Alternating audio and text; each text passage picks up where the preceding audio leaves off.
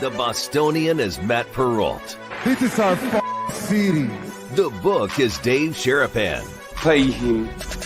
Pay that man his money. Together, they are the Bostonian versus the Book. You covered! You covered 12! I covered! Follow the show on Twitter at Boston versus the Book. How do you like them apples? Bringing you the best insight on sports betting news, Matt and Dave's daily picks, and an entertaining and unfiltered dive into the sports betting industry. Here's Dave Sharapan and Matt Perrault. And here we go.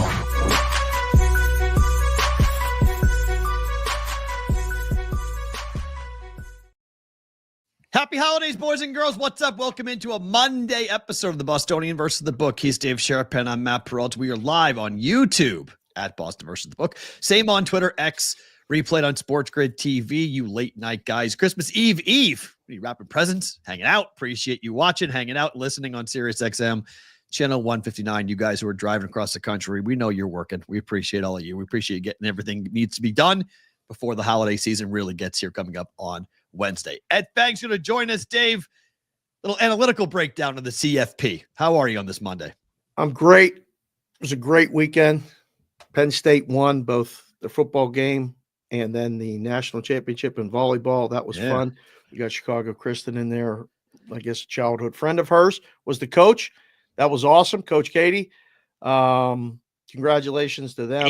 Number 8 for Penn State. Yeah. They've been good for a long time. But it was fun to see this new iteration of it. And I got a favorite thing about today, which we do at the end of the show that will reflect that. Joe Juravicius in the crowd being a girl dad. And, there was a soundbite that I saw that just, hits you in the feels because you know what it feels like when you're, a parent. Doesn't have to be a girl dad, but it just happened to be. I got this thing on. I don't know if you can see it. It's a nice sweatshirt. That is a really nice sweatshirt. It says Ohio you don't feel gross? on the side. You don't feel gross wearing that? It's good that it's comfortable. Okay. And it's warm. It's a nice color. It don't feel right, but it matches the BBB hat nice. kind of thing. I All like working. It's the first time in my life I've ever had anything Ohio State on my body. So, you got to try things as you get older. You got to try things for the first time every once in a while. We're doing it right now. The first one ever? Yeah. First one ever. Right. Yeah. But No, there's Penn first State, time team, for everything. Your team won. You're not wearing your own team wins. Yeah. First ever playoff game. We got one more show tomorrow. Okay. And it won't be much of a surprise, maybe what we'll be talking about tomorrow, because we're going to look back today and reflect back on, the first ever college football playoff, all of its flaws and all of its things that happened. And, and then tomorrow we're going to look ahead to the rest of the year. We'll do that today too. Yeah, we'll do that today. Oh, it's a peak today, but tomorrow really is the last one. Yeah. So Numbers are out. So we'll get to Ed from the powerrank.com. He has some interesting thoughts on where he put teams like Boise State, the team that your team will face, and how poorly he thinks this team is. He has, just as a reference, he has Boise State ranked 38th in the country. So as to what we're gonna he had Tennessee. I love talking to guys that do the rankings and don't do the bets. That's the he does bets. He does bets. Ed bets. Oh yeah, Ed bets. No, I know it doesn't take the bets. I like to talk to guys who have rankings and opinions who bet, but you have to understand what things are because you have to take the bets. Right. On that end of it. So it's a good person to talk to. He had Indiana 23rd. Clemson 17th. He had SMU and Tennessee in the top 10, but he did not think Clemson and Indiana were very good. So we'll get to Ed coming up here in a couple of minutes. The Red Sox signed. Uh-oh. Hold on. You're frozen. Deep in thought. Oh. Hold on. Snap your fingers. Oh. That was great. You were leaning forward and you had that big-ass B for the Red Sox. Okay, you're back. You're back. Let's go. So the Red Sox signed Walker Buehler this morning. They finally took a Dodger. After the Dodger taking all the Red Sox, we finally took a Dodger. Here's their rotation as we currently have it as of right now. Mm-hmm. Walker Buehler. Wait, are we doing baseball talk on December 23rd? Just at the top, because Buehler is a very interesting guy. It's a one-year deal, $22 million, coming off Tommy John surgery. He got the final out of the World Series. The last pitch we saw in Major League Baseball was thrown by Walker Buehler. He closed out the World Series for the Dodgers, and now he's a Red Sox. Tanner Houck, Garrett Crochet, Lucas Giolito off Tommy John, and Brian Bello, who now will be the 5th starter for the Red Sox. He was their ace last year. He's now their 5th. 1 or 2, yeah. Houck got the all-star bid. How do you feel about this rotation? I mean, on paper, it looks great right now. I don't know what Giolito's going to be at all. Right. Nobody does. Probably putting Bello in the 5 after being in the 1 or 2 is only going to up his stock, I would think. I would probably go Buehler, Crochet, Houck myself, if that's the way it's going to go. Yeah, who knows how this goes? Yeah, how this rotation wound up going. Right, but that's a good 5. That's a really good 5 to start. It's better than what they had. That's all I got to say. It's better. Yeah, it's better than what they had. Yeah. Now the Red Sox are probably going to add a right-handed power bat, either Teoscar Hernandez or Alex Bregman will be a Red Sox, most likely in the next week or 2. The one thought is that Walker Buehler and Alex Bregman both co-own a horse together, so there may be some connections. Sign Walker, tell Bregman to sign with us. Yes, pretty much. That's kind of the thought, is that, hey, you guys want to play here together? Because Boston needs a right-handed power bat in the worst possible way. They're so lefty dominant. Sometimes I feel like there's people talking to us about doing the same thing. Like, hey, get Sherapan and Peralta on board here, and maybe they'll bring along somebody or something like that. I don't know if we're the Alex Bregman or we're the Walker Buehler in the transaction. I think we're the Walker Buehler. We're the 1 year, we'll take a shot with you and see what you do type of. Really? That's who we are. Yeah. We're not the long term, we're going to sign you for 5 years type of prospect. Meanwhile, if they wouldn't even, I mean, like they would solidify so many things if they did that with us, but they won't do it, but that's okay. That's fine. Okay. Yeah, we'll be all right. Take 1 year deals, I guess. That's okay. No, this is interesting. I mean, we have to preface all baseball talk with the passing of Ricky Henderson suddenly over the weekend. And that was my guy. And that's it's not my favorite thing about today that he passed, but everything that's all the discussions and stories and stuff that have come of it. I mean, I was literally waiting for Will Clark to reach back out to me to come on the show and talk about his story that he's been telling about, him covering first and him talking to Ricky and Ricky saying, Ricky want to run. And then Ricky running against the stop sign and getting on second base and telling him, see, Thrill, I told you Ricky want to run, and like Ricky gone, and just different things. So I think we'll talk. How many stolen bases does Ricky have in the current era? In the current, you can't throw over more than 3 times and the bases are bigger. Man, oh man. What led Major League Baseball this year? 60 something, right? Let's see. Double? The leader had, he would have double most likely. It was Ella De La Cruz of the Reds had 67. Yeah. That led Major League Baseball. Shohei was number 2, which is stupid, at 59. Oh, and he had 60, right? No, 59. He came in short. Yeah. He didn't get 60. Yeah. Right. 59. So yeah, he would probably have double. I mean, it's a different game now. 120 stolen bases in 1 year. Did it before. Yeah. 130 in a year. When everybody knew he was going and the bases were smaller and they could throw over 100 times. I mean, there were times when I was pitching when I knew the kid was going to go. I'd throw over 6 times just to get him tired to dive. You can't back do to the that base. anymore. Well, right. I know, but like that was the defense the pitcher had. The game would take forever, and the coach would be like, "What are you doing?" Would he get 138? Because that's the record in 1887. That's the most ever in Major League Baseball. Do you think he would? That's a lot. 138 steals. 130 was 1982. Right. Lou Brock did 118 in 1974. 130 in 1982 for Ricky Henderson. And 138 in 1887 by Hugh Nickel.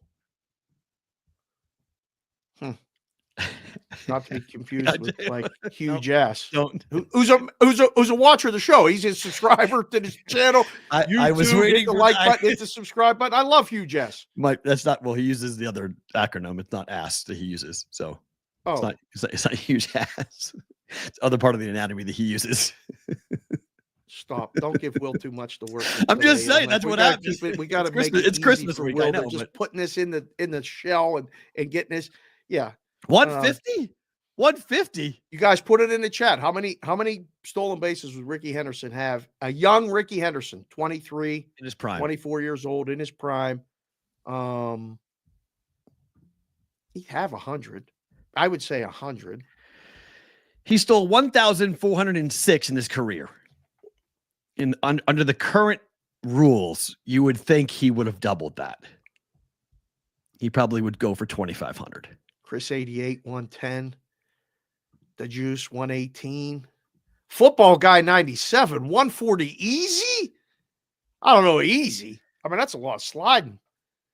Ricky was Superman, man. I can't believe he just passed away. Like seeing him throw that first pitch to his daughter, that clip came back up, or his daughter throwing the first pitch to him up in Oakland, and then him showing up for the last game ever in Oakland, and then going to Seattle and throwing out the first pitch with a half uniform on because he played for the Mariners and he played for the A's.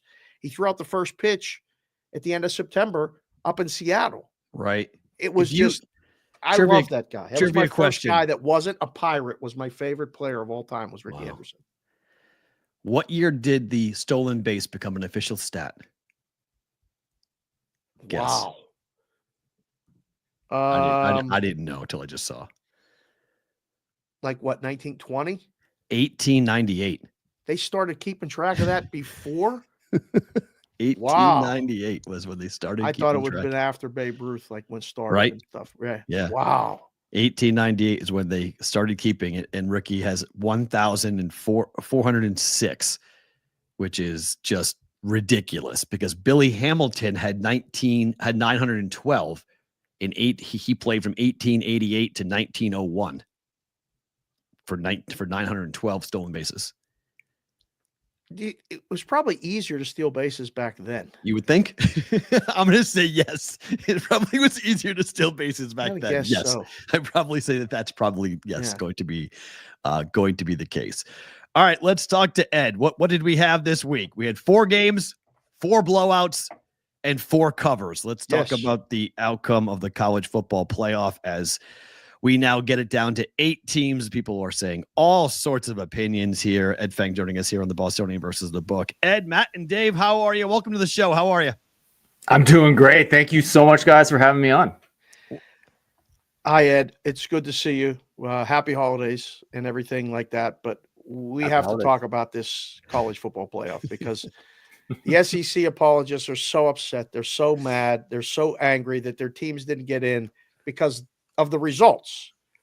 First question to you. Were you surprised by any of the results? I mean, I guess the smart answer is to say no. I mean, we didn't have a point spread less than a touchdown. Right. And we knew that these home teams were good. I actually had some high hopes for Indiana to continue on with just the stellar performance that they had during the course of the year. I kind of believed that team. I had bet against that team during the course of the year and looked really dumb doing it. And that didn't work out, right? And you think about that and, you can talk about Indiana and be like, look, this is a team we had 0 expectations for in the preseason. 0 votes in the preseason AP poll, and I can explain to you why that matters. And there's another team that we're going to be talking about that got 0 votes in the preseason AP poll as well going into this quarterfinal round. And then we're going on, and a friend of mine was talking some crap about how all these home teams are going to win. And this was after Penn State was dominating SMU. Yep. And I was like, I believe in Clemson. I believe in Tennessee to give them a run. And I had a little wager that, if either one of those teams won, I had a little wager on that and lost. But, look, Ohio State and Texas are pretty good football teams. And now we're mixing things up a little bit because I don't really think the 3 and 4 seed are all that good. So I'm looking forward to the quarterfinals. Ed, I wanted to bring you on because you had a ranking that you put out earlier before the playoffs began where, and this is only your top 18. Indiana's not on your top 20. Boise is 18. Clemson's at 17. You've got Penn State at 8, Tennessee 9, and SMU coming in at 10. The SEC apologists, as Dave calls them, are people who are frustrated with the idea that you have teams that you are ranking and they got in as an at-large now. They had a chance to win their way in and did not. Indiana could have qualified and did not. SMU Clemson could have qualified and they did not. Mm-hmm. So you're putting them in. It's a selection process. Sure. But you put them in over teams you have much higher on your list. So Sure. how do you get to your rankings? Right. And were you surprised to see Indiana part of the field given where your numbers suggest they should be? Yeah. So those numbers that you showed are from the first thing that I started when I originally started the Power Rank. I have a math background, and the easiest thing to do was to take the most simple stat I could find in college football, and that's margin of victory.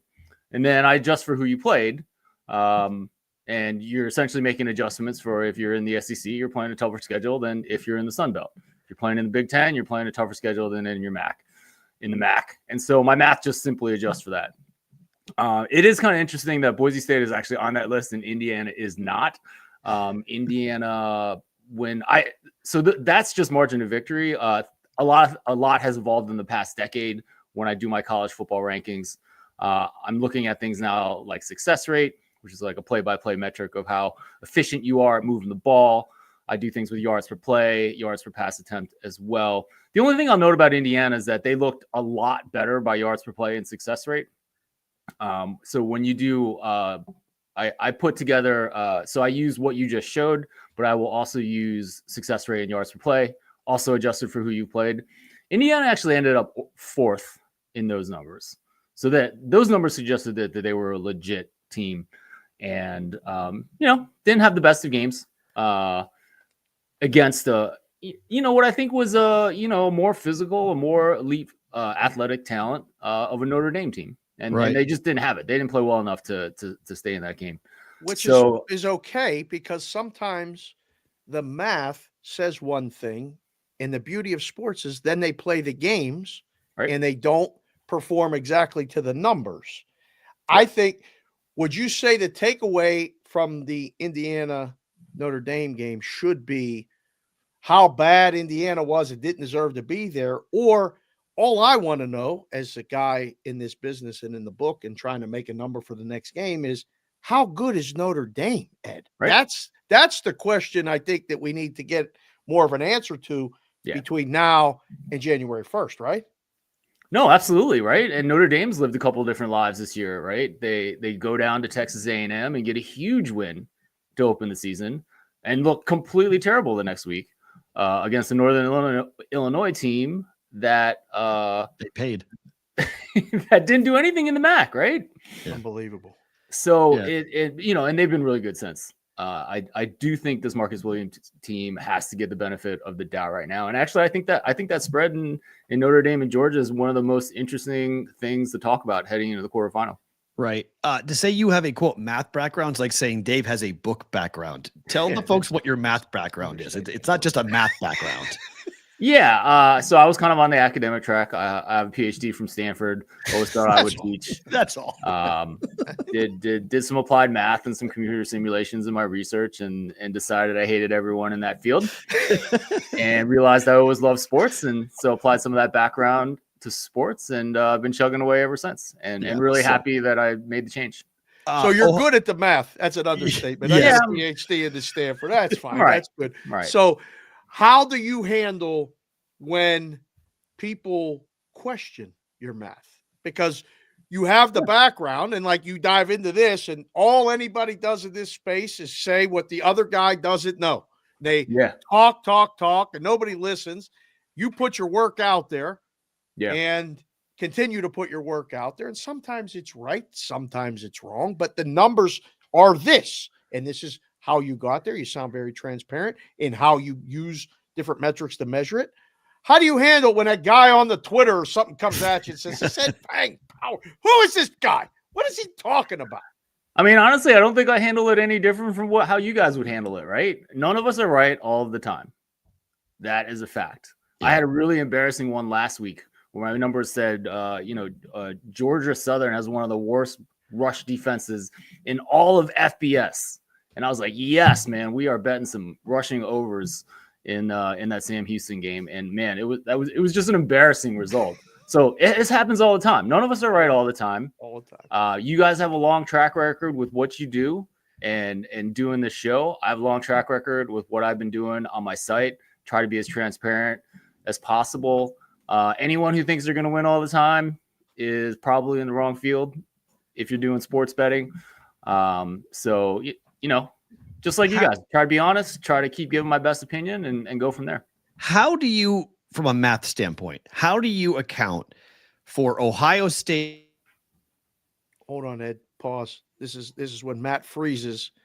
He leaves us all hanging, waiting for the next word. And we snap our fingers, and then bam, he's back. Go ahead, Matt. Continue. So, how do you account from a math perspective the performance of Ohio State against Michigan to then turn around and in the same building do what they did in the game against arguably a better team, a team that was more deserving? Michigan had a really crap year, no quarterback, no offense, no nothing. How do you account from a math standpoint of what the Buckeyes looked like on Saturday versus what they looked like the last time we saw them previously against Michigan? For the record, I'm on the edge of my seat and put on my listening glasses for this answer. I am listening to every single word that comes out of your mouth right now. Well, my model has a Ryan Day adjustment against Michigan, right? So, no, I'm completely kidding. It's actually a really interesting thing, and we should get a little bit into this. First, full disclosure, I'm an Ann Arbor guy, Michigan fan. Weirdly, I've become the biggest Ryan Day and James Franklin apologist in the Big Ten. I'm wearing Ohio State stuff as a Penn State guy for the first time in my life today, Ed. I feel it. I feel it with you. Go ahead, continue. Yeah, no, absolutely. And so, how do you account for Ohio State? I think this is where I'm really cautious with my model. I have a couple different ways of doing college football modeling in general. One way is to kind of, take averages of season-long stats, and that ends up being pretty good in the NFL. In college football, I actually changed to a different model where I actually react pretty aggressively to what happened in the last game. And so for Ohio State, they're going to get docked for trying to be the tough physical guy and losing to Michigan. You're going to get docked a lot. You're also going to go back up when you beat a pretty good Tennessee team. It probably should be a little bit more of a hand adjustment for the fact that, a guy like Dylan Sampson didn't play. Someone who could have made a difference in that game had he been in there. But, overall, Ohio State played well. Overall, Ohio State is one of the best teams in the country, right? So, right now, in terms of my modeling, they're going up and down. Right now, they're up, and maybe they're up too much, right? Because the last thing that happened was the Tennessee result. Overall, I feel very happy with my model. But I do try to be cautious about hey, did you really have an outlier of a game last week? And did I adjust too much? I'm cautious about that. And now, Ohio State is actually favored against Oregon, and people are so upset that Oregon won the Big Ten championship and was the number one team all along, and their path sucks, and the road is hard. Because they won and they should be. How can this be? How can they be underdogs, Ed, against Ohio State on a neutral in the Rose Bowl? It's not fair. Math isn't fair. Math is real. Numbers are real, right? This is what it is. Is that justified in your eyes or in your model that Ohio State is favored against Oregon? No. I have Oregon favored slightly, not by a lot, but I am actually thinking that there's probably some value in Oregon. Look, this is a coin flip of a game, right? I mean, we all saw what happened when they went to Eugene. That was anyone's game right down to the last second when Will Howard's knee hits the turf with 0 seconds on the clock, right? I think these are two fantastic games. I'm not crying any kind of river for Oregon. They're a good football team. They deserve to be the number one seed. But guys, you know how weird stuff has been, and things are going to get weird with the committee. Just go out and win 3 games, right? Yeah. Everything's in front of you. Just go out and win. So you have Boise State ranked pretty far down on your list. Right. Boise's got Penn State. Penn State had a very impressive performance, 2 pick sixes at home. SMU looked like they wanted to be anywhere but in Happy Valley. They were freezing cold the entire game. The Boise State neutral site game, does that neutralize at all the James Franklin when he's favored between 6 and 24 points? The guy's an ATM machine, and he was again this weekend laying 8 at home. Yeah. Now he's laying 10, which is still in the same area here between 6 and 24. Does Penn State kill Boise? I think so. You showed my numbers with the points-based metrics. The member model that I keep behind my paywall actually has them worse. They are 36th in those numbers. And it is really down to the strength of the Mountain West. The Mountain West is terrible. When I look at it, Boise State played 5 teams that were ranked 100 or worse. That includes 4 Mountain West teams and Oregon State as well. One of those teams was Wyoming. They went there late in the season, and they only won by 3. So look, they've clearly had some good results in those other games. They stayed within 3 points of Oregon, although I do think you can argue that's a different Oregon team than the one that ran the table later in the year. Because Oregon had a pretty bad result against Idaho or whatever early in the season as well.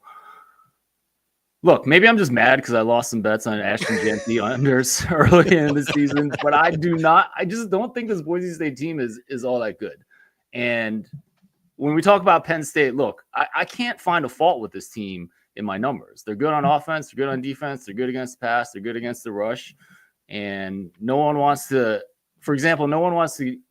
give Drew Aller any kind of love for Heisman. Any credit. None. Any credit. Tyler Warren got more votes than him for the Heisman, right? Yeah. And maybe that's justified because he's a great player too. But, they are, I don't know, they're top 5 when I look at yards per pass attempt adjusted for who they've played. It's not the same guy last year that wasn't throwing the ball deep. Like this guy's getting it done. I really think this is an excellent Penn State team. I think they roll over Boise State. I haven't done it yet, but I think I'm willing to lay double digits there. Obviously, you got to contain Jeanty because he is a good player. Yeah. And if you let him get in the open field, you're asking for it. But I mean, look, James Franklin's going to have a plan there. And I think it just matters. Look, I think they have a talent edge, and it's like how many guys do you have to devote to stop Jeanty?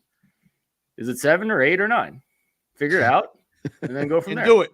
Just and that's the difference between college and pro. A lot of times it's just bigger, faster, stronger, more deeper talent, whatever.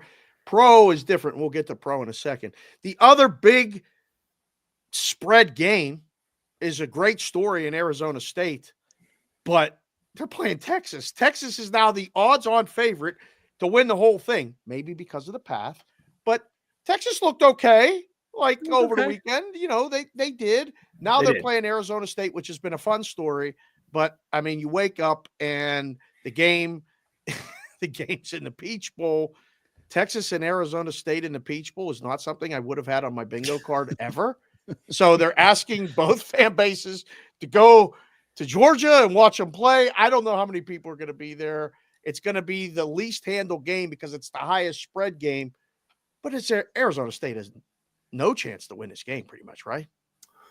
I don't know about no chance. I think this Arizona State team is interesting. Let's go back to that preseason poll I talked about. They got no votes in the preseason AP poll. 0.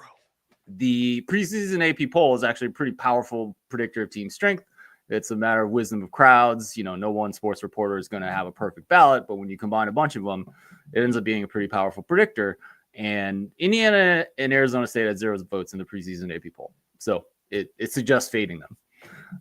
Arizona State has, and you can kind of understand why. My favorite joke has been like Arizona State has Michigan State sloppy seconds at quarterback.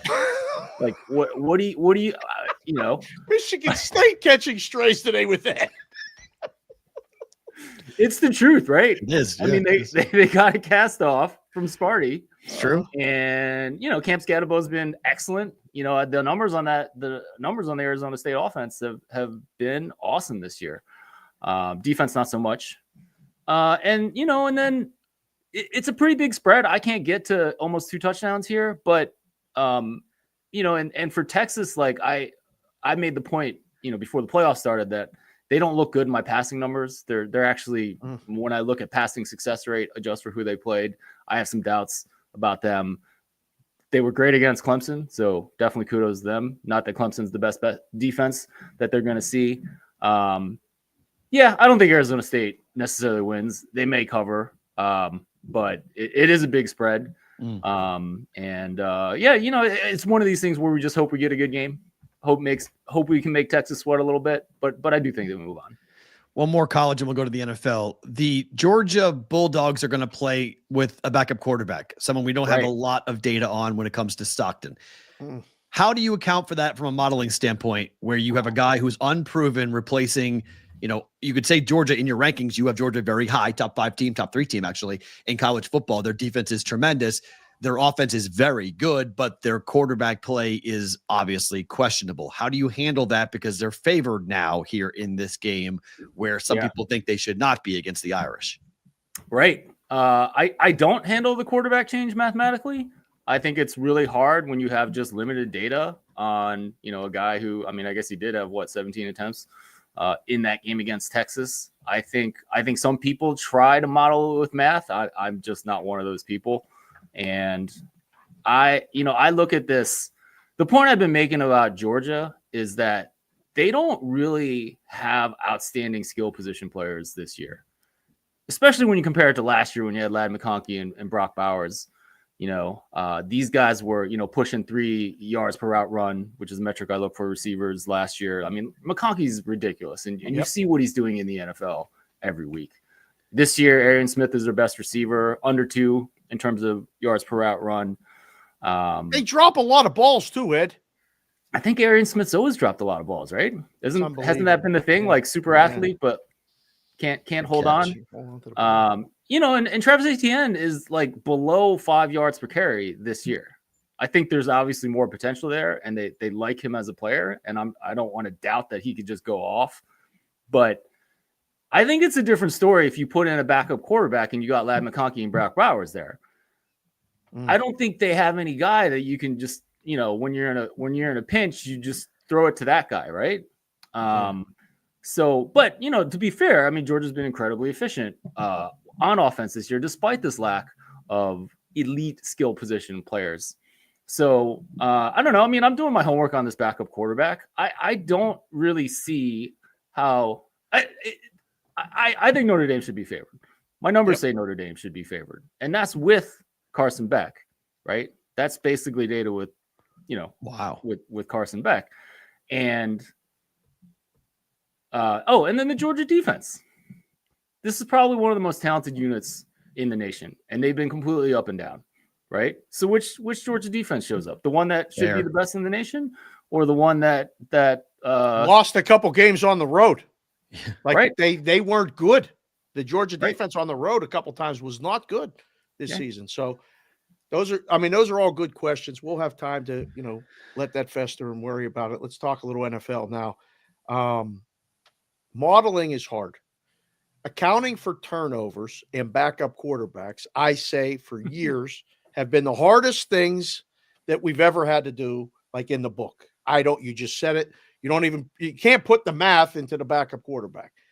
Right. I see the Lions hat on your head. We'll get to them in a second. But the Philadelphia Eagles were favored yesterday against the Washington Commanders, and it looked great. Everything was smooth. 14-0. Jalen runs and gets hit, and then he got to go to the tent, and then he got to get tested for concussion. And Kenny, 2 gloves Pickett, as nicknamed him, comes in, and 5 turnovers. 5 turnovers, Ed. And Washington had 5 turnovers and still won the football game. How in the hell can your math or any math model explain that? Yeah, there's explaining stuff, and then there's modeling it out, right? So you're always going to get these kinds of crazy results, right, in a small sample. I'm actually, one of the things I kind of specialize in is predicting interceptions. I've been doing pretty well with interception props. And my basic approach is that, interception rate's not very predictive going forward. But what you can do better is you can look at how often a quarterback puts a ball in a dangerous situation. So obviously if the defense intercepts it, that's bad. That's a dangerous situation. But if they get a hand on the ball, and that's tracked in the play-by-play, you can do better. That's a dangerous situation as well. So when you look at both interceptions and passes defended, now you have a bigger set of events where you can evaluate quarterbacks. And it turns out that the sum of those things, which I call bad balls, is actually pretty predictive of interceptions going forward. It's a remarkably predictive statistic considering that just pure interceptions alone. Can you price that into the interception prop where you're like, because Yes. I've said this now, it's been inefficient when you see a guy to throw a pick, yes, minus 120. When I think, or I now need to go to the power rank and you see what you're saying with bad balls, it should be minus 150. Like there's advantage spots to play those, no? Oh yeah. That's something I've been doing on my site and something I've been doing in my newsletter as well. And man, look, the player that I am focused on right now is Cooper Rush. When you look at this bad ball rate, he is worse than Jameis Winston. Whoa. Yeah. What? But it hasn't really showed up, right? It hasn't showed up in the numbers. His interception rate is fantastic this year. And I was all, rah on social media this weekend. Cooper Rush is going to throw a pick and honestly looked pretty great for most of that game. And then he threw it right to the Tampa Bay guy late in that game. Dropped it. Hey! Dropped it. Dropped it. And that was actually a fun game because those numbers hate Baker Mayfield as well. And I have a nice little, if I want any bet to win this season, it's 16-1 Baker Mayfield leading the NFL in interceptions. Oh, he is one down from Cousins right now, and obviously Cousins can't go anywhere unless Michael Penix gets hurt. Right. So, anyways, fingers crossed on that one. Love it. But, interesting. But yeah, this has been something I've doing. I was actually just looking at Pickett. His bad ball rate is, worse than NFL average, but not horrendous. I obviously had 0 pass attempts. I had 3 pass attempts this season before last week that I'm looking at. So. Okay. I think Pickett had two picks, right, in relief. Yeah. So one really bad one. The first in the second series, if I'm throwing the touchdown to AJ Brown, the second series pick was really not a good performance. A bad interception. On Saturday, we saw the Ravens beat the Steelers. The Ravens are now favored, pretty big favorite, minus 190 to win the AFC North. What are your numbers telling you on this team? Because defensively, they've been borderline horrible, Ed. The Baltimore Ravens have. Yeah. But offensively, they've been tremendous. You can't run on them, but you can throw on them left and right. What are your numbers saying about the future for the Ravens? I mean, my numbers completely agree with what you're saying about that defense. I mean, honestly, it's a lot of the same personnel as last year, right? So how good is Mike McDonald coordinating that defense compared to, I'm sorry, I don't know his name, but whoever took over after that. 32-year-old young guy. Yeah, I think that's a huge concern. Honestly, I think Pittsburgh has more concerns, right? Yeah. I think they are very good on the defensive line, but I can't really find where else on that team that I'm super excited about. So I don't think the secondary is particularly good. Their numbers aren't terrible. What are they doing on the offense with Russell Wilson throwing? Without Pickens, they have their offense it's a completely different model. It's nothing is the same without him, and it's and I think I think there were a lot of good results for Wilson to Pickens earlier. I think some of those results tend to be volatile when we look at the numbers. Right, there's more volatility when you're throwing those types of deep passes. But obviously, if you have Pickens back, you like your chances. You're clearly going to take those shots, and good things can happen there. So, I don't know. I mean, I honestly think the NFL is wide open this year, more so than we've ever seen it. Look, we saw what Buffalo did the 2 weeks before with that offense. You start making them, creeping into there you go. Where are we? Yeah. Buffalo right there. And my only regret, they went through that stretch where they went through that stretch where they're on fire, obviously fell back to earth a little bit against New England this week.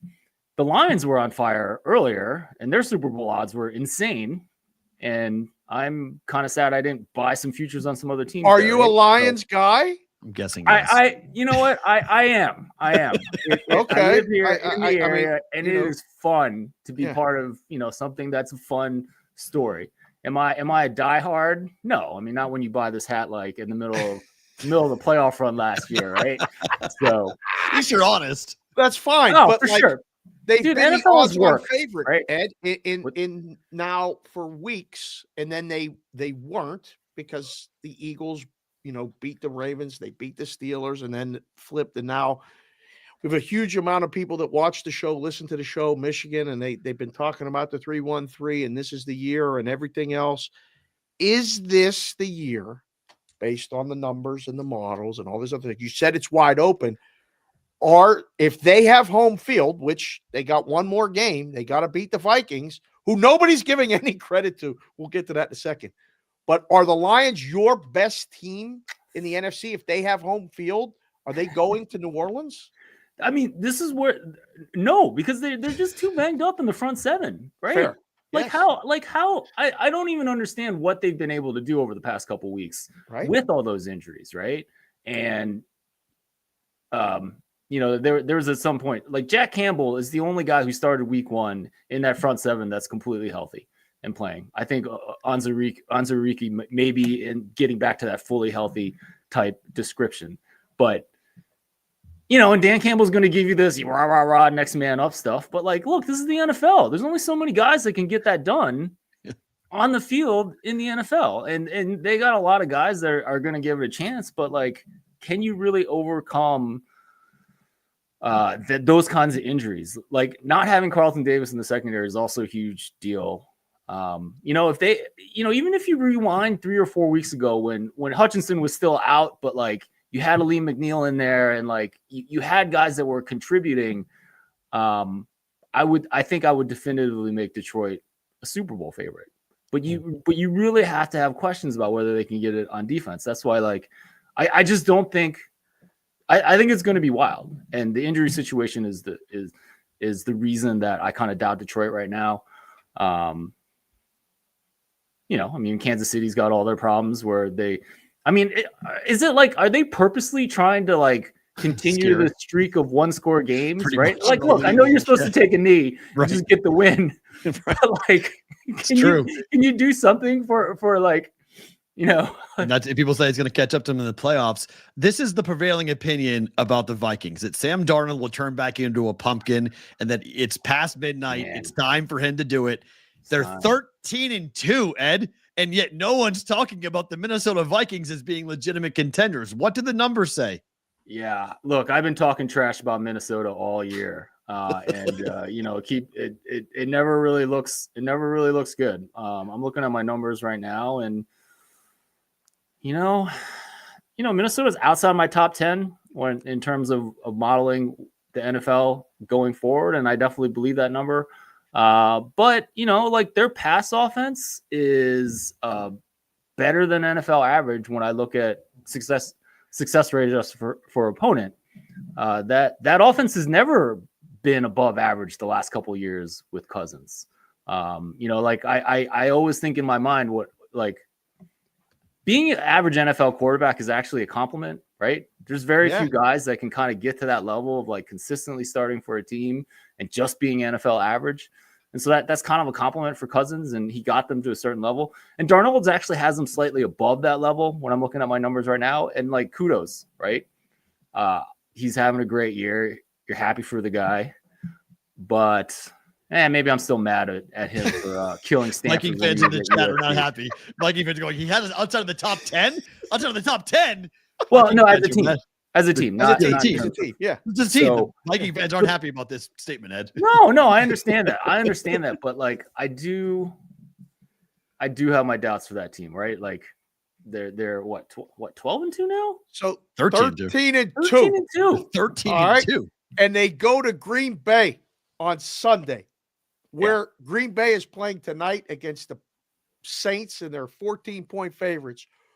But they're 1-point favorites at home against Green Bay, which would suggest a neutral site that Green Bay would be a better power ranked team than the Minnesota Vikings.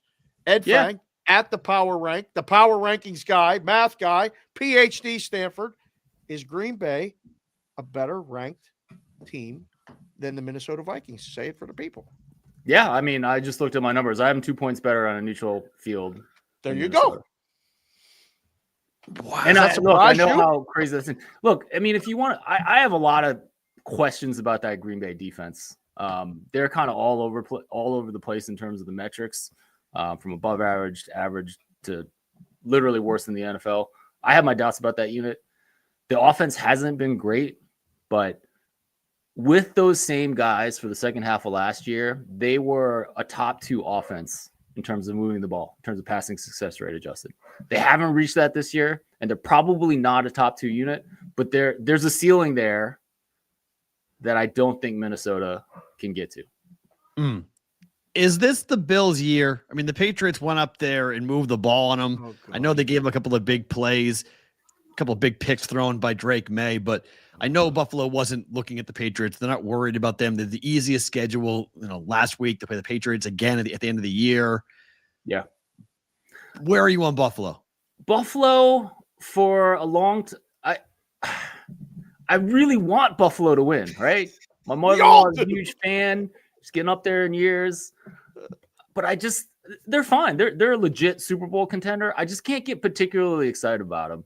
The big reason is that defense has really dropped off in the numbers. They're below average when I look at things. You go over on PFF and you look at their coverage grades, and they're awful, except for Christian Benford. They're dealing with some injuries in the secondary. And, one of my, I don't even want to call it my favorite bet, but I had New England plus 14.5 last week, simply because I felt like the markets were following momentum for what the Bills had done the past couple of weeks. And my friend Chris Andrews at the South Point Sportsbook is always like, you can follow momentum in college, right? Like we talked about earlier, the Indianas and the Arizona States of the world. You can follow momentum in college football. You get killed following momentum in the NFL. True. But still, after what we saw from Buffalo the previous couple of weeks, I do write-ups when I send out something like Buffalo plus 14.5. And there was a lot of it was long. It took a lot of words for me to convince myself that I could even partake in New England plus 14.5. He's obviously Drake May's been a lot better than Jacoby Brissett, so that's a start. But then you got to dig into the defense, and are they better than or worse than their numbers say? And they're probably slightly better than what their awful numbers say. Getting Christian Barmore back for the last 4 games, even though he hasn't looked great. But part of the reason is Buffalo flew pretty high, and I think they're a contender. But like I said, in my numbers, they're 4 points better than NFL average, which is in the range of Super Bowl contenders. You're definitely a 5. Look, let me just tell you straight. There's 6 in my numbers right now, right? Okay. You're a contender. You are a legit contender, but are you the favorite? Especially when you're probably going to Arrowhead, you probably have to go through Arrowhead to get to the Super Bowl. That's a tough order. And they beat them when they were home at Buffalo earlier this season. But, you're talking a 50-50 game against Patrick Mahomes. It was a toe. The guy's toe was out of bounds. It was a toe. It came down to a toe. Well, that was Baltimore, yeah. Yeah, Baltimore. Well, Baltimore and Kansas City. But, these games come down to little things. Somebody has to be the favorite. In the book, you got to make somebody the favorite. Now, you see those prices. It's one of those things right now where is the AFC better? Is the NFC better? I think after talking to you right now, I mean, my goodness, I think the NFC is more wide open than before this interview even started. I thought it was wide open last night after seeing Tampa go to Dallas and lose. Atlanta's a mess. The Rams are going to win the division when they beat Arizona on Saturday. And can they win a game? They may host. I mean, the Vikings may go 14-3 and have to play at the Rams, which is no bargain. That sucks. But and be maybe plus. I mean, maybe be a 3+ point dog there. Yeah. So there's so much left to be determined. I'm going to leave you with this. This is my last question. How do you, you're doing this every day and you're putting out quality work and you're betting your opinion and changing the models and all this stuff. How do you separate the emotion from the math? Because there's so many people that are pissed off today that they bet Indiana. I'm looking at this guy below me right now. He's still mad about it. I'm mad. I'll explain. So we'll finish that conversation. But people were mad, because the number said this. I took guys' bets for years that would come in and bet the Browns every week because their model told them that betting the Browns was value. And The Browns went winless that year. And I used to take the 3-dime to 5-dime, what I called a deposit, every week. They couldn't get away from the math because they were so emotional about the math. Right. How do you do it, Ed? Do you ever struggle with it? Oh, of course. I think everyone struggles with it. I think when you've been doing it a long time, you have the experience to you just have the experience to kind of separate your fandom from your analysis. Am I perfect at it? No, because when I lose some bets on Ashton Genty, like I mentioned earlier, I might be a little bit further against Boise State than I should be.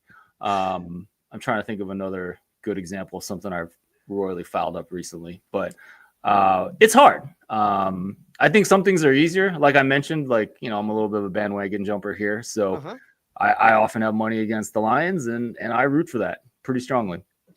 But for, you know, been a little more invested in Michigan over the past decade since I've lived here. So that tends to be a little bit harder. Although I actually really did like Ohio State spread last year in the game, which probably should have won. I didn't think that was a bad bet. Michigan ended up winning by 6, but Ohio State had a chance to come back late. So, you know, I am willing to go against teams I root for sure. Yeah. But do we always have to be careful of analysis versus emotion? Yeah, absolutely. And hopefully, you know, you guys have been doing this a long time. Hopefully we all get better at it with experience. But, you know, we should also hopefully just be transparent with the people we're talking to about where our biases might be. And hopefully that informs their decision as well. Ed, for folks that want more information from you, the Power Rank and everything else, where can they find all your stuff? Yeah, check me out at thepowerrank.com. Probably the best way is 5 Nugget Saturday. My promise is any weekend you get some bets that you can go out and bet. They're not all mine. I curate from other people that I trust. So check that out at thepowerrank.com. I've been trying to be a little bit more active on social media on X. I've been posting a daily video on each of the 12 college football playoff teams. I've talked about some of the things that I've discussed there, but I'm at the Power Rank on X. So check that out there. Very cool. Ed, thank you for the time. This was a lot of fun. Appreciate it. Happy holidays. Happy holidays. Guys, thank you so much. This was a ton of fun. Thank you. Is the one only Ed Fang joining us from the powerrank.com, joining us here on the Boston. We got to figure out how to way to get the Ed on a regular. Oh yeah, tremendous. He's tremendous. I mean, that's you need that, and you can tell. I mean, like he said it with Ashton Genty and Boise State, and like I've always wondered that with guys that do the model, like how do you keep that bias out of that model? Because you're like, man, they sucked, and I bet that they wouldn't, and now I'm gonna ding them even another point or two in this category. Like you curate all those numbers, and then you go, you know what? Down 2 more. Like that shouldn't be.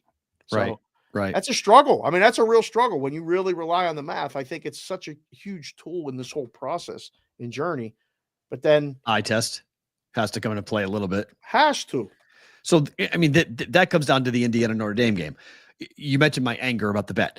My anger about the bet was one, I was mad at myself more than anything else because I got the Hoosiers. Correct. Plus 7.5. Once it went to 7.5, I thought the back door was very well possible because it happened the way I thought, because I don't think the Irish are very good on offense.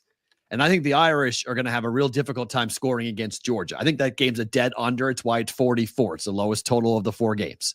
I don't think Notre Dame's going to score. Now, the same point, I don't think Georgia scores on Notre Dame, but my anger came from I knew Indiana was a fraud. I talked about it forever, but the line to 7.5 went, you know what? I'm going to get burned on a back door. And I almost got there. Okay. It almost got there. It could have landed 8. They get the 2 points. It lands 8. I took 7.5. So I almost lost on not the hook, but I would have lost by 0.5 point by that, rather than just trusting what I had known was going to happen based upon a bunch of stuff. One, Urban Meyer's comment about Indiana at Ohio State just always rang in my head when I was talking about the Hoosiers. When he was sitting there at the desk and he was looking at the game pregame, and he's like, you know what, guys? There's a really big difference between Indiana's line and Ohio State's line. Yep. And Ohio State line and Notre Dame's line, both offensively and defensively, you look at the numbers, you look at the 5-star, 4-star, you look at the size, it's very comparable. They're getting very similar types of players to go to Notre Dame and Ohio State when it comes to the offensive and defensive lines. They're both incredibly stout. Indiana's not doing that. Indiana had smaller guys. They had a mass unit thrown together of transfers, and they overperformed. And Cignetti's a great coach. He was able to rally the guys. But he coached scared against Ohio State, and he coached scared against Notre Dame. I don't understand the game plan. The 98-yard run was the worst possible thing that could have happened when it did. Because, one, they had them backed up and all the momentum to get a 3 and out and then actually go forward and get a lead. And in one play, they break through and he's gone. And it didn't matter. The fastest kid on that field wasn't catching him. No, love is. And it didn't matter that we had them backed up on there too. And all of that doubt went, oh no. Yeah.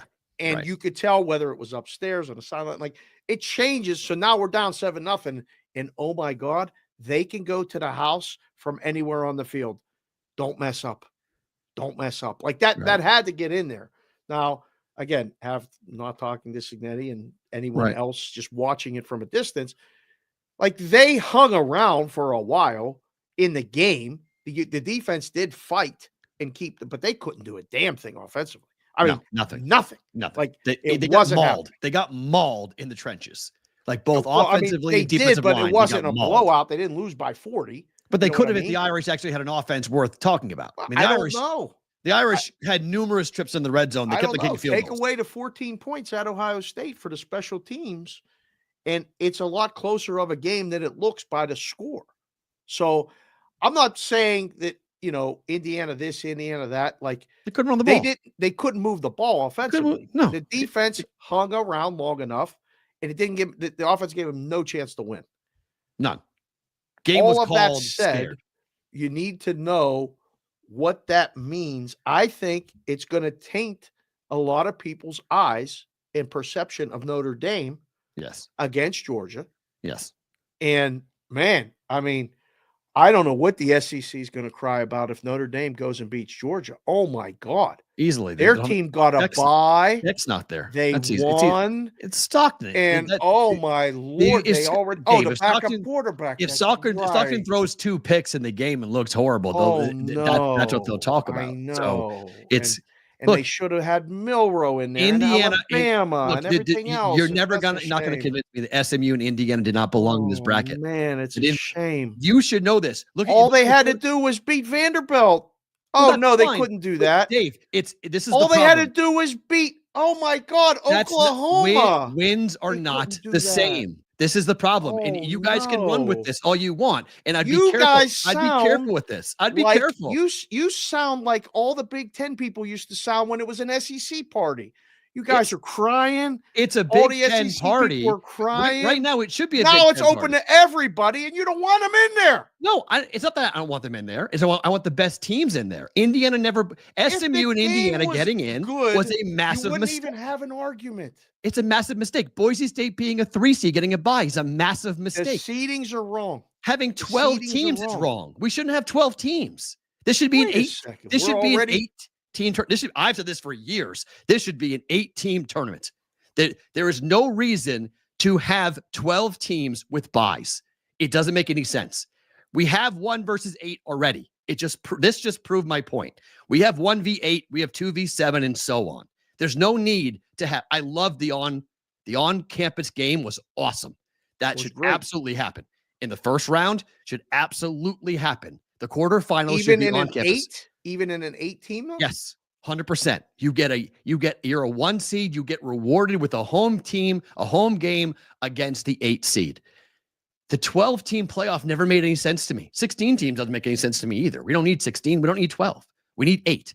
You need 4 at-large bids, and you need 4 automatic qualifiers. And I'm sorry, Mountain West Conference, get out of here. Wow. Okay? Go. That at least is right. Like we got 8 now. Yes, we have 1v8. We have the exact thing we should have had. The games were blowouts because the 4 teams that lost didn't belong.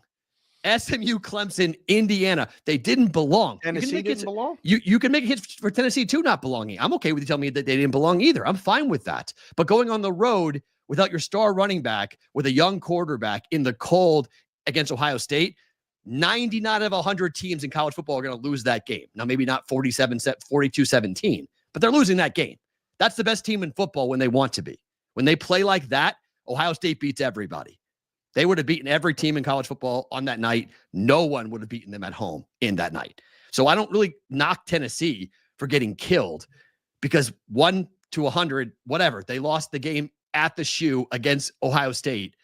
When they're playing like that, give me a break. I mean, no, again, Oregon, Georgia, take your pick, whoever in college football, Ohio State beats them all. That was an incredible performance by the Buckeyes out of the gate. You saw it right away.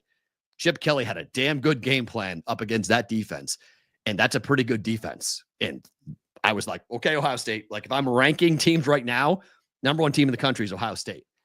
Yeah, everybody was ready to fire Day. Like, it's crazy, the up and down. But if he loses the game next week, they'll be right back onto it.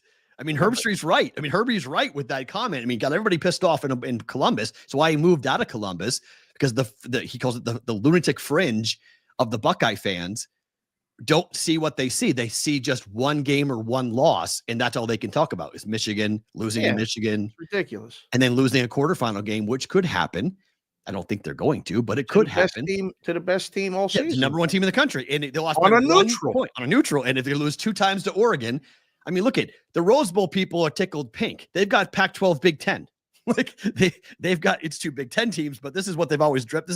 They get what they always want. All the purists out there on the West Coast that love the Rose Bowl, you get Pac-12, and Oregon fans are going to come in droves, and you got the Big Ten, and Ohio State fans are going to go in droves, and you have an outdoor game on New Year's Day. Like, this is the granddaddy of them all. Like, this is what they get. Like, we forget, though, I mean, when we had 4 teams, the semifinal games sucked most of the time.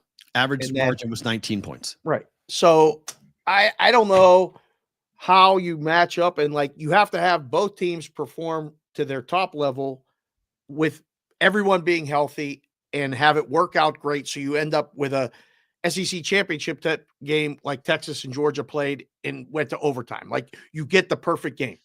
Okay. You may not get that next time. Like, the game results. But how often do we see in the NFL? How often do we see home teams dominate in the first round of the playoffs in the NFL? Home field's a big damn deal.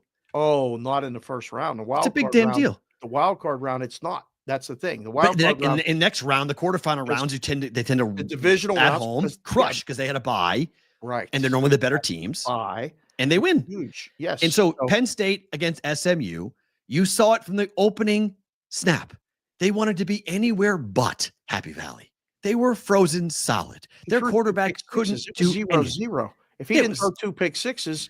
But he threw pick sixes because the defense forced him into those mistakes. Penn State's defense was in his face. It wasn't the weather as much as it was. Oh, he was uncomfortable. It was uncomfortable for everybody. Penn State was but Penn State's better at that. They're used to it. They practice in it. You can't mimic cold. You can't mimic that in Dallas, Texas. You can't mimic that type of cold. So you have no clue what that's like when you get up there and you go, I have 100,000 screaming people. It's freezing cold. I can't hear myself think. And then you throw a pick. And the avalanche starts. The game was going to go that way anyway, whether pick sixes or not. Penn State was not losing to SMU at home. It was not happening. So now you go to a neutral, and Penn State's going to have, I think, a gigantic home field advantage. I mean, so many Penn State fans are going to be there. Boise State will bring some people, but it'll be nothing compared to what Penn State's going to bring. Every West Coast alumni Penn State person is going to that game on New Year's Day. Mm-hmm. It's going to be a rocking atmosphere for New Year's Eve, sorry. And it's going to be a walk in the park. Penn State's going to kill Boise. They're going to kill them. 10's not enough. 14. Numbers should be the same as Texas. Should be 14. They're not going to score. I mean, Madsen's going to have to do like an insane. The wideouts aren't going to get open. So, and they're going to stuff the run. Boise is not going to score on Penn State. If they score more than 13 points, I'll be stunned. It have to be turnovers by Penn State. Allard's going to have to play the worst game of the year for Boise to win that game. Yeah. Well, hopefully I'll be there in person. Good. I'm going to try to go down and go to the game, and we'll let you guys know if I do. We'll do a meetup or something somewhere. I think before we start changing it in the number of teams, like, we have to tweak the process. The process is flawed. There's no 100%. question about it. I'm just, the Bama people are the best. Like they're just coming out like, well, we would have gone to Happy Valley and given them a much better game. Maybe you would have. Maybe the cold would have bothered you too. It could have, but Like, it wouldn't you know, matter to me. I mean, it I think matter. home teams, all home teams would have won. All 4 home teams, regardless of who went up there.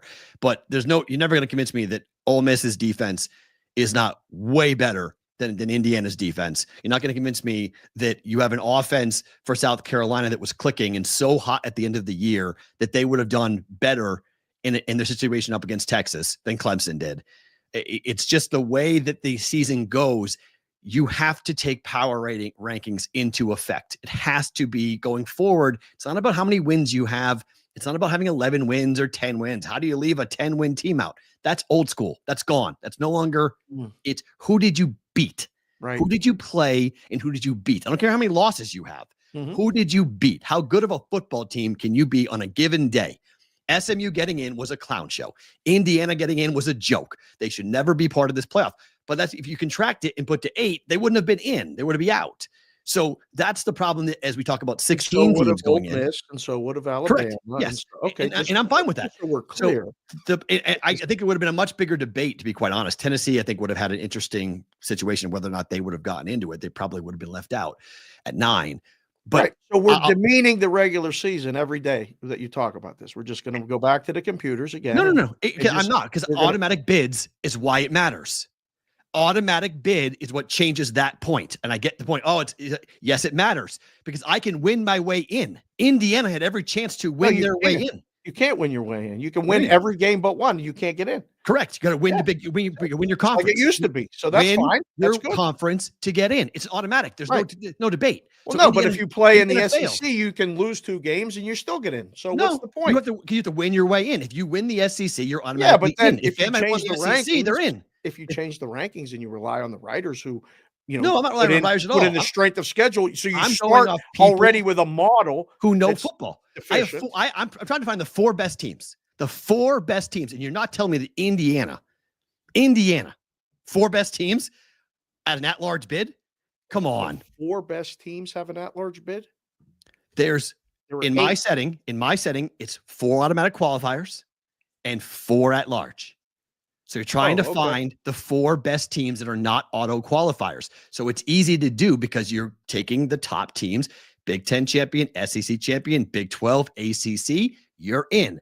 This is what was said by conference commissioners, that this model was set up for a 5. They had 12 teams, but there were 5 automatic bids. Boise screwed everything up because they all of a sudden had to give, because they put that provision in there to not get sued, that the highest ranked team from a non-power 5, the group of 5, would get an automatic bid, which is a joke, which never happened. The 5th conference have been with the Pac-12. Pac-12 blew up. Yes, right. So that was when they made the model 3 years ago. The Pac-12 still existed; it was still there. So then everything spiraled, everything fell apart, and so they were stuck with this 12-team model. Going, we had 5 automatic bids because that's how the bye system worked. Shoot. Now we got to give Boise a bye because of the current situation that we put up. We had to rank the conference champions. They ranked Boise above Arizona State, which is a joke, but they did. Luckily, Arizona State got a bye. So I was like, okay, that's fine. Right.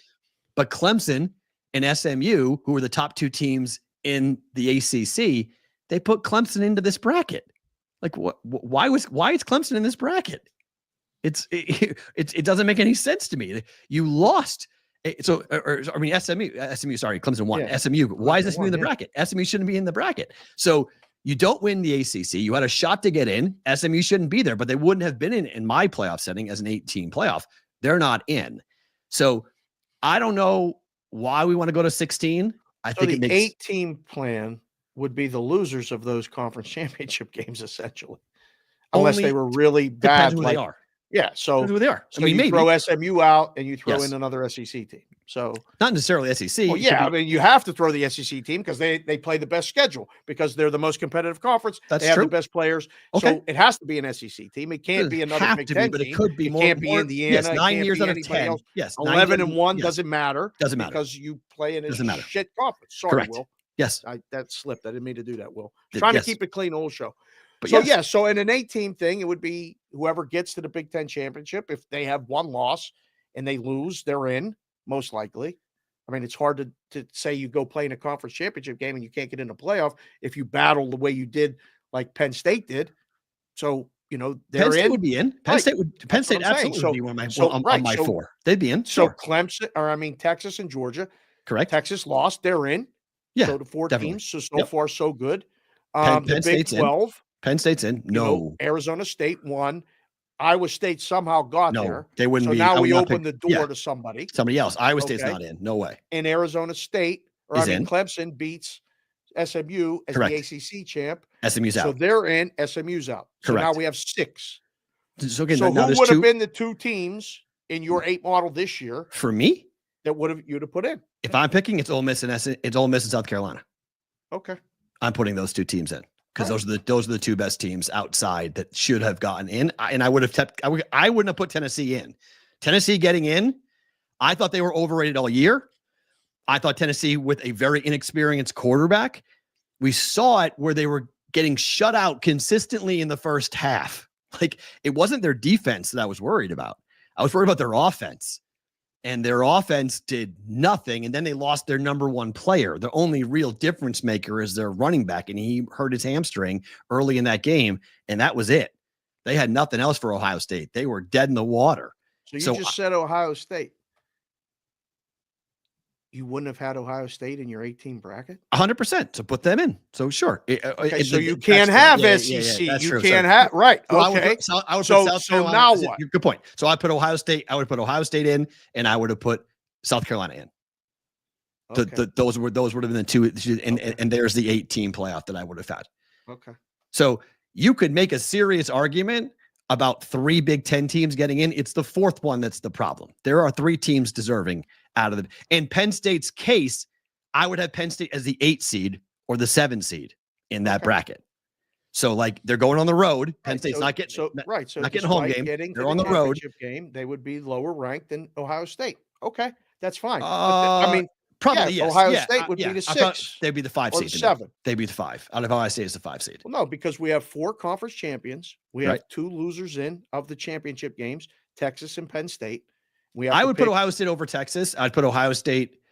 I would rank if I'm ranking them 1 to 8. Ohio State's. If I see, I don't like the fact that I have to give a conference champion a 1, 2, or a 3 seed or a 4 seed. I don't know why that has to be the case. Why can't I just rank them for how good they are? Why can't Ohio State be the 2 seed? In college basketball, it doesn't work that way. You don't have to win your conference champion to be a 1 seed or a 2 seed. You get bounced early in your conference championship game, you're still going to be a 1 or a 2. So I don't understand, why does the Big 12 get a automatic home game just for winning the conference? You're getting the gift of being in the bracket. Why am I giving you a home game? That's dumb. I should be able to rank these guys however good they are. So number 1 is debatable. Oregon being the number 1 seed is debatable. Okay, they're undefeated, but you could say, I want to put Ohio State number 1. If the committee thinks that, I'm not angry about that at all. Ohio State 1, Oregon 2. I don't think, because the home game matters to me. That's the reward. The home game is ginormous. It's huge. It's a reward, but I don't think we have to. Okay, in my setting, I don't think we have to give somebody a conference champion a home game simply because they won a weak conference. I just don't think that that's there. So this is the problem for the current setup. Why are we having to give the Big 12 and the ACC the respect that we did? That was the mistake the committee made. You can't respect those 2 conferences. They're garbage. They just are. Top to bottom, those are garbage conferences. And the Mountain West Conference is even worse than the Big 12 and the ACC. Yeah. So, like, we've just totally forgotten what this whole thing is about. It's about finding the best college football team in the country. It's about money, and it's about ratings, and it's about well, the ratings suck. Finding, so I mean, if you look up the ratings blew. The NFL killed them. The NFL killed on Saturday. The NFL killed the college game. So it can't be about ratings. TV wise didn't go well for them. So they didn't do a good job of giving people. The NFL had their marquee teams playing and going against a 14 or 12 point favorite and a 13 and a half. Because they made shit games. Like, that's the problem. That's what I mean. Don't give bad matchups people are going to watch. You give 14 point, 7 point, 7.5 point spreads. People aren't stupid. They're like, oh, well, Penn State's going to kill SMU. Oh, Texas is at home. God, come on. Clemson's not going down to Texas and beating Texas. The average fan knew it. There was no intrigue. We all thought Ohio State, Tennessee might be the best game. It was in a good window too. It was in a late window, but that's perfect window. We all went to watch that game, and then it was a blowout. It was click. I'm watching something else. I think what college football learned from that is that they shouldn't go against the NFL. It doesn't matter what the matchups are. They're not going to win. There are more people watching pro football. Period. As good as the matchups are. Yeah. Well, you put Patrick Mahomes and Lamar Jackson on the field, and you're gonna have a hard time competing. Listen, it was in my house. After Penn State got up a few touchdowns, it was, can you just keep the Chiefs game on, please? I'm like, what are you talking about? I want to watch the Chiefs. When they were losing too. Chiefs were losing at one point. It's decided. Penn State's going to win. I'm like, yeah, but I want to watch the game in my own house. So I understand it.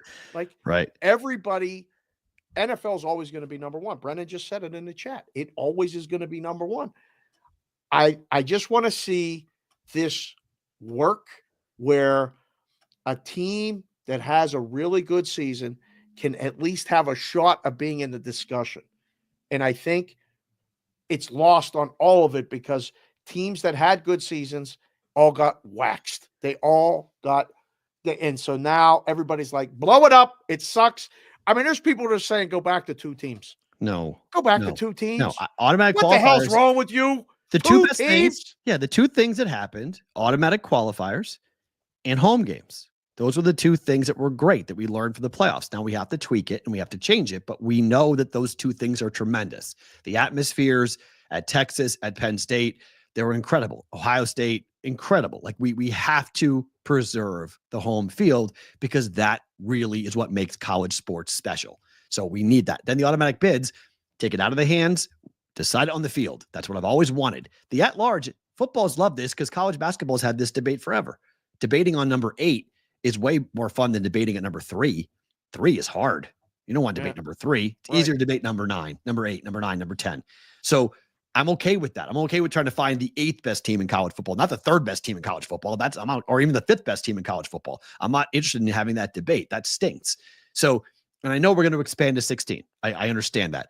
They better be careful. Why? They better be careful because people will get bored by this and they won't pay attention to the early rounds. They'll be like, forget it. They're going to make more early rounds? They want 16. They want 16 teams. That's what they want. They want like the FCS. They want to copy the FCS model and have 16 teams. I disagree with it. They should contract and they should go to 8. They're not more, not add 4. I would take out 4, but that's not going to happen. I think because of that, they're going to stick with the 12 and just say, okay, we made the bed. Let's just hope in the coming years things get better. But what they'll do is they'll tweak the automatic bid. They'll tweak the seedings. They may reseed after the first round. You might see that happen where they try to come up with better geographical matchups. It's hard to get people that want to go to games if you don't know where they're going and where their path is. Like, fair, that's hard. Right. Like, what the hell? Wait, we were going to play them, but we won. We didn't win impressive enough, so now they're sending us here. Fair. Well, I had tickets to go to the game in Arizona. Now I'm going to Peach Bowl in Atlanta. Right. Cancel me. Yeah, no, it's true. That is hard. You're right. Draws do matter with that in terms of how you're going to play it out. But I think the Boise State getting a 3 seed bye will never happen again.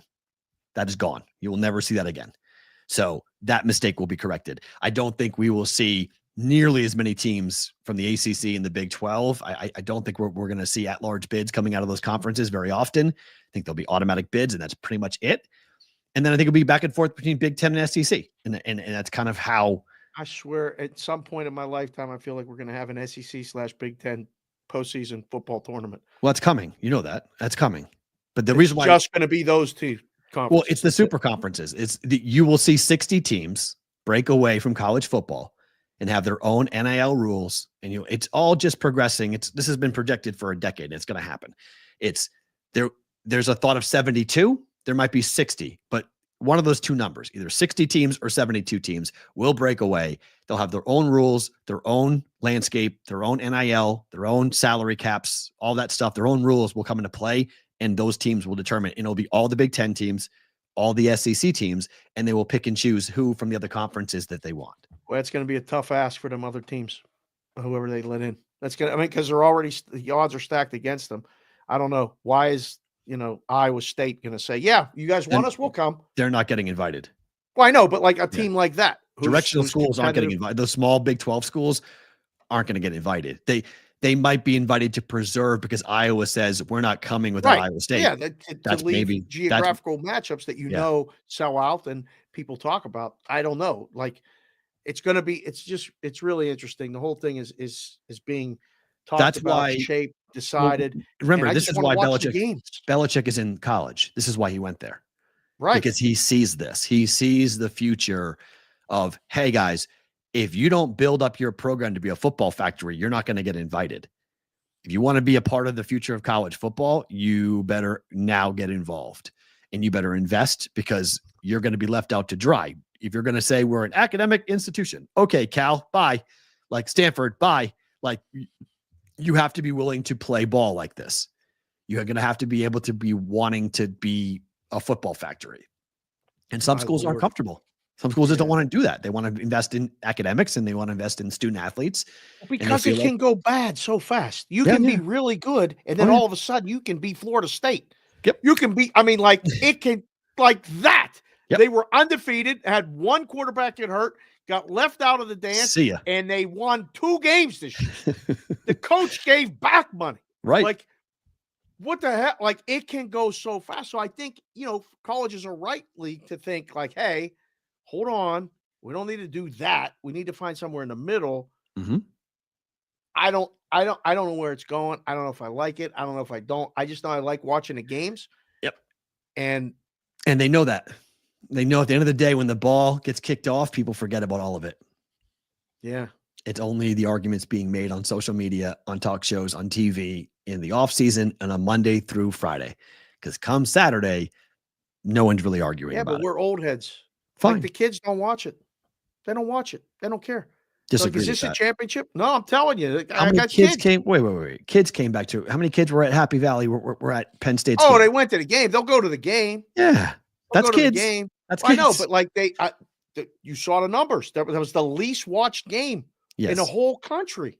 But that was because that was SMU. It's because Penn State's not sexy and SMU is SMU. Well, no one knows where SMU is. Like, I know, but people ask average college football fan, what city is SMU in? They'd be like, I don't know. We're in Texas. They won't know it's in Dallas. Right. Like it's just not like it's not a known commodity where people are going to be like, yes. This is what I mean. They're not a known team. So it was. I don't know, man. I don't know if we need more teams. I mean, we got some bad football games coming up in the NFL this week and next week. Like there's they want to extend the NFL schedule to 18 games. We need more of this crap at the end. I don't think we need more crap at the end. Let's make more good at the end. I don't know. Do you agree with Texas being the odds-on favorite? I understand it because of the path. Texas, yes. They get this game, and now they got the one game against whoever survives the other game. Big value. Oregon and Ohio State are the next 2 choices. Isn't there big value in the Irish? I mean, I already have a Georgia. I have a Georgia ticket at 6-1. I think I'm going to buy an Irish ticket at 7-1, and just go. Okay, I'm guaranteed to have a team in the semifinal in the quarter. I'm in the semis. Oh yeah, Final Four. Yeah, I'm guaranteed to have one team, and Notre Dame's got a shot. What's the Penn State number on there? It's 10-1, I believe. I don't think they even listed. They weren't even listed, right? You can guarantee. No, just pull that back up. Hold on. That wasn't they're on that list. They're at the bottom of that list. You just had that graphic. No. Oh, they're 5-1. Yeah. Yeah, 5-1 on that. So you guarantee a finals ticket if you do that, right? You get the Notre Dame ticket, you get the Penn State ticket. You have a team in the finals against the other side at plus 5-1, the worst price. Now you're taking a little value off of each one because you're buying more, but there's no chance, no matter who they play, is going to be minus 700. You're not going to be laying more in the game, and you lock it up. That's why I was out and about yesterday doing some things and looking and trying to see what the exactas were, because trying to pick that other side, Georgia, Notre Dame, you heard Ed, it's a coin flip. It's a coin flip. Yeah. I like Penn Georgia, State's winning. Yes. But that doesn't mean that Penn State's going to beat whoever wins that game. Correct. Yeah. So now you have to, figure out different prices and different things. Penn State versus Georgia would be where again? Orange Bowl, Florida. Same with Notre Dame, Penn State? No, Notre Dame. Oh, yeah, Notre Dame, Penn State would be in Florida. Yes. Yes. Man, the Irish getting you guys outside's a big deal. That would be a low-scoring battle. That's Penn State's best draw. Penn State can beat Notre Dame. Yeah, Penn State can go to the national championship. If Notre Dame beats Georgia, you guys can go to the national championship. I mean, I think Penn State could beat Georgia with the backup quarterback. They have to play their best game. I don't think so. I love Georgia's defense. Georgia's defense is just, when they lock in, they've been all over the place. As you heard Ed, they're so inconsistent, but they're not. It's because they're not focused. You playing up. That's what happened in the SEC. You saw the real Georgia defense in that championship game. They can fly. Well, their secondary is so good. They had a bunch of already preparation for that too. I mean, you give Kirby Smart time. Yeah, and he's going to have time for this game too. He's going to have time for Notre Dame. Yeah. He's been sitting there. They've been prepping for the Irish the whole time. They weren't prepping for Indiana. They're prepping for Notre Dame the whole time. They know what's coming in. So now they can. I mean, I just don't trust Leonard to go and beat that defense. I just think he'll make mistakes. I don't think they're good enough in the red zone. Interesting. Penn State's going to be +2 against Georgia or +1.5 against Notre Dame. Are those up already, King of Car Seats? They must be. Yeah. Irish against, Georgia against Penn State is a bad Less matchup. Against Notre Dame is definitely. It's so. You guys are going to beat. You're going to beat them. If you guys play Penn State, you will beat Notre Dame. If Penn State plays Notre Dame, you will beat them. You will be in the national championship game. You guys should be pulling hard for the Irish. Brennan just said in the chat, Notre Dame's best defensive lineman is out for the rest of the playoffs. Is that true? Brennan, can you confirm that? Oh, that's bad news. I did not know that. I didn't either. Wow. Okay. You'll beat Notre Dame. I got no qualms with Texas being a favorite. You? Right now? Like, if we have to make a favorite, I would put Ohio State the favorite. I don't know if Ohio State's going to win yet. I know Texas is going to win. That's why they're the favorite. Like, if we're running the show or if we're running the book, we have to make Texas the favorite because they're beating Arizona State. Winning. Yeah, I'm so pissed off about that game. It's one of those things where you're like, why? You were like anger tweeting all weekend. I kept getting these alerts. I'm like, what is he doing right now? Who is he yelling at? I can hear you yelling through your tweets. I'm like, Jesus, would you calm down? I just hate this game. I hate this game. This game pisses me off so much. This game? Why? Because Arizona State, it's such a bad matchup for Arizona State. It's such a crap game. What if they win? I would love it. I would love Arizona State. I'm pulling so hard for Arizona State to do this because I need some drama for this thing, because that game is 14.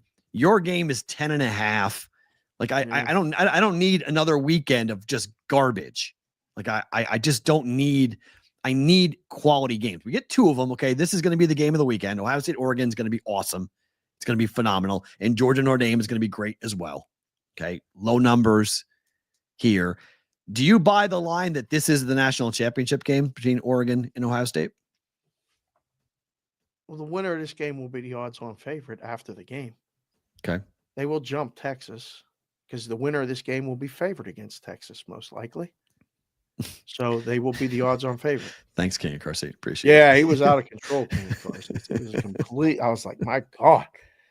Jessica and the kids went bowling. I was like, you know what? We might have to tell them we'll swing by. Like, I'll meet you at the Suncoast. You need to vent this out. What the hell's going on? It was fine. I was watching the fight over the weekend. Like, the fight was a great respite for me for watching a Penn State game. And then I had Kansas City in the contest that I'm in. So, like, that was fine. And then I had to watch the Steelers, and I was getting aggravated because I'm like, they're hanging, but they're not really going to beat this team. Like, I just was waiting for, Lucy. I can't believe how back-to-back weeks you guys lost by double digits to 2 teams. Well, I just got away, and Tomlin mystique is out the window. I told you I thought the Ravens were going to win. I really did, and I was watching it going, this is BS. And then was like, wait, the fight's starting. Yeah. And I got caught up in that fight. I really enjoyed that fight. I was biased. I had to go back and rewatch it, and everyone's right. Usyk won that fight clearly. He did. Yeah, he won He it did. clearly. I was watching. I don't know if it was 8-4. I think 7-5 was legit rounds. That's what I had. I scored it 7-5. Yeah, I think. But 7-5. I don't. But it was resoundingly 7-5. Like the back half of the fight. I think in the beginning 4 rounds, I think Fury had energy and had a game plan. And then the last 8 rounds, it was just. And then the last 8 rounds, every time he got close that jab, he ate that jab, and Usyk just went, bam! And like Fury was like, "Whoa, okay." Every time but I better. And I should have. I mean, I said it on the show, and this is the other pissed off bet that I made because I was mad about Notre Dame not betting Notre Dame, and then I was mad that I didn't just bet both Fury by knockout and Usyk by decision. Because I said that was basically the only 2 ways that fight was you good. told everybody on Roll Call Friday to do that exact thing. Yep, and I didn't do it. I didn't do it. I just bet Fury at plus 130. Yes, I told everybody literally that you said that. Yeah, because it was right. It was right call. That was right. It just not trusting. That was the weekend of me just not trusting myself and not trusting my own. Getting wrapped up in it. It shows the point when you make a decision and you make a call. Don't keep handicapping, and I kept handicapping. Right. Because I went to my boxing people. I had my call. Yeah. I went to my boxing people, and my boxing people told me I was wrong. And my boxing people gave me very good inclination. And they said in the first 4 rounds, if Fury goes forward, Fury will win the fight. Right. In the first 4 rounds, Fury went forward. Yeah. Didn't end the fight. Didn't win the fight. So that's what happened. And so they were like, I was texting with my people while the fight's going on. I'm like, he's going forward. They're like, see, as long as he stays on their front foot, he's fine. And then in round 5, 6, 7, it was, oh no. He just started going back. And Usyk started going forward. He kept eating that glove. Yeah. Literally every time he kept coming forward. It took Usyk 3 or 4 rounds to figure it out. Yep. And then he did this thing where he went and he like took that shoulder back. And he went bam and popped him. And it was like, I kept saying, I'm watching it going, man, these guys are so with the best technical fighters. In Gorov 1-stars just came in and said Usyk is the best technical heavyweight in recent memory.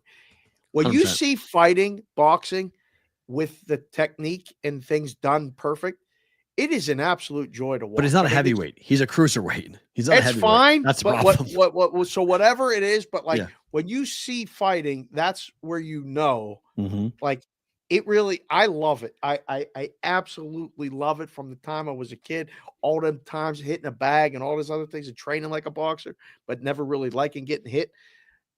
It's amazing to watch. He figured it out, P-Roll. Like in game during that, I was like, this thing's going the distance for sure. I was glad. The only bet I made was over. Yeah.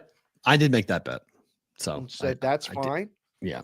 So I don't know. It got away from the football. We got away. Usyk, from it right though. I mean, the future for the heavyweight division now is really kind of up in the air, just because there's not a lot of natural opponents for him going forward. He's cleaned out the division in some ways because Anthony Joshua was supposed to be something and he flamed out, and Deontay Wilder was supposed to be great and he's now nothing. Fury was supposed to be an opponent and he's not. He beat him twice. They're not doing a rematch. There's no trilogy coming in that.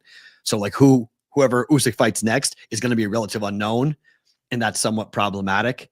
So, I mean, some sports Avengers said, yes, right now UFC is over boxing, but I'm a boxing purist, so I'm going to always want to watch boxing and be a part of boxing. But the UFC's got a very interesting 2025 as well.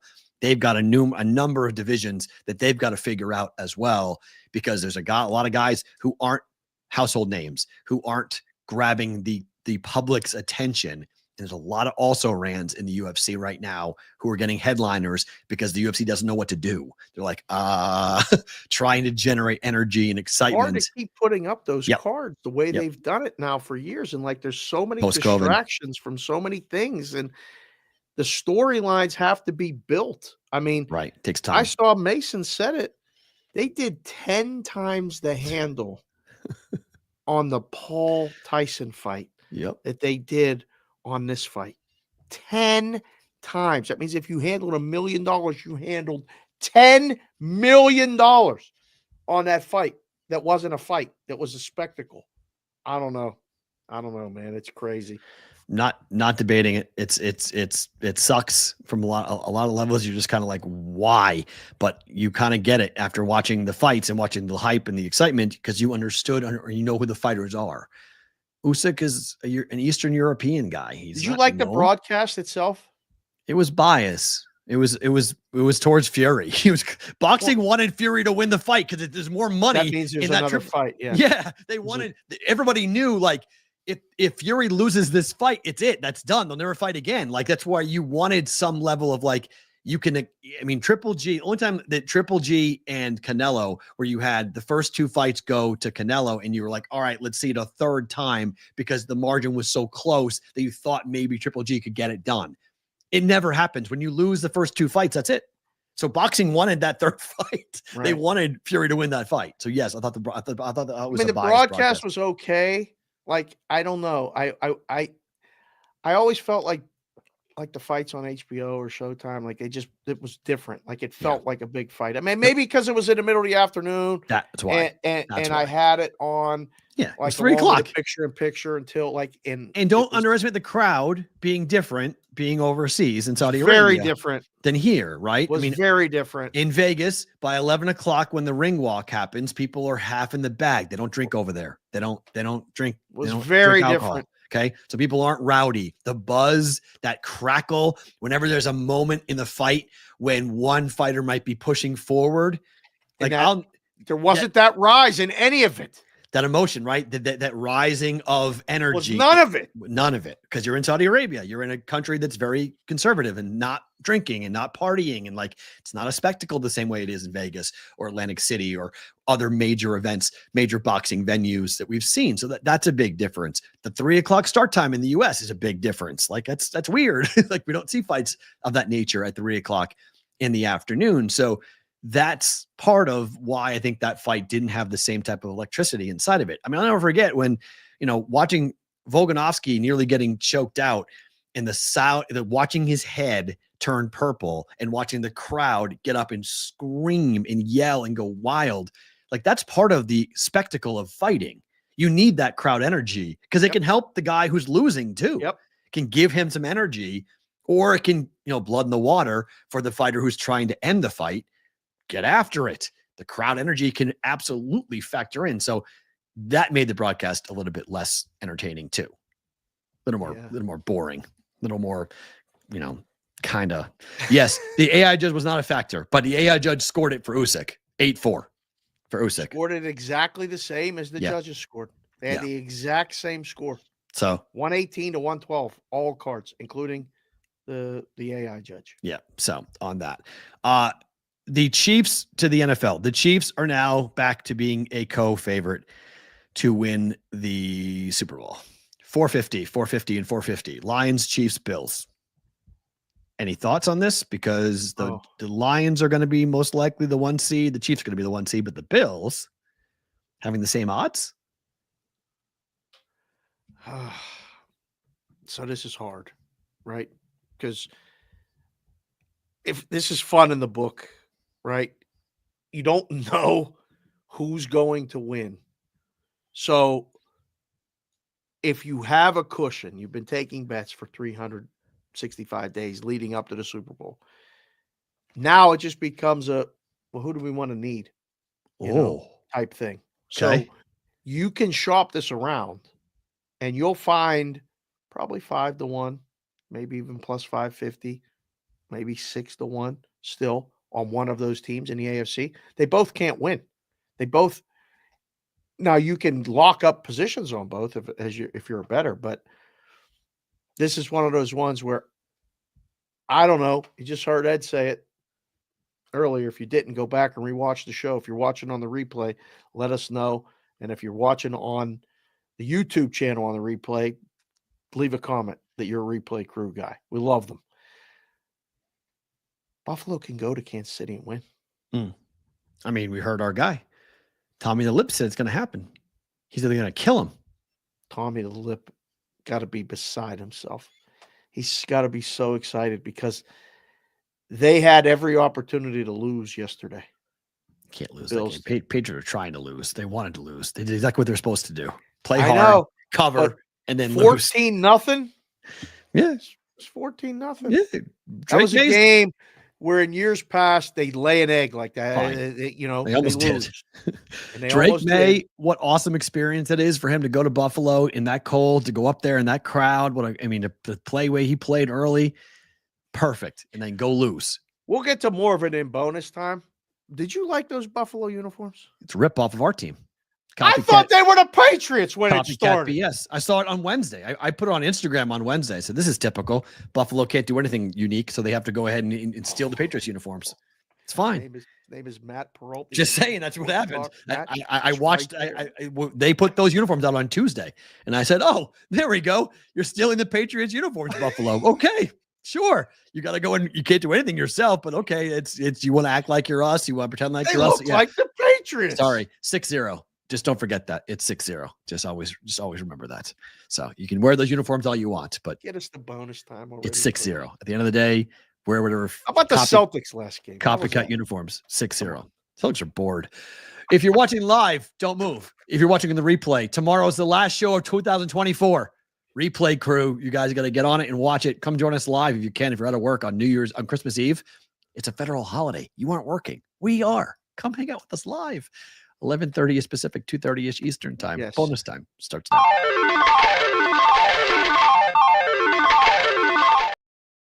I gotta tell you, this show fucking flew.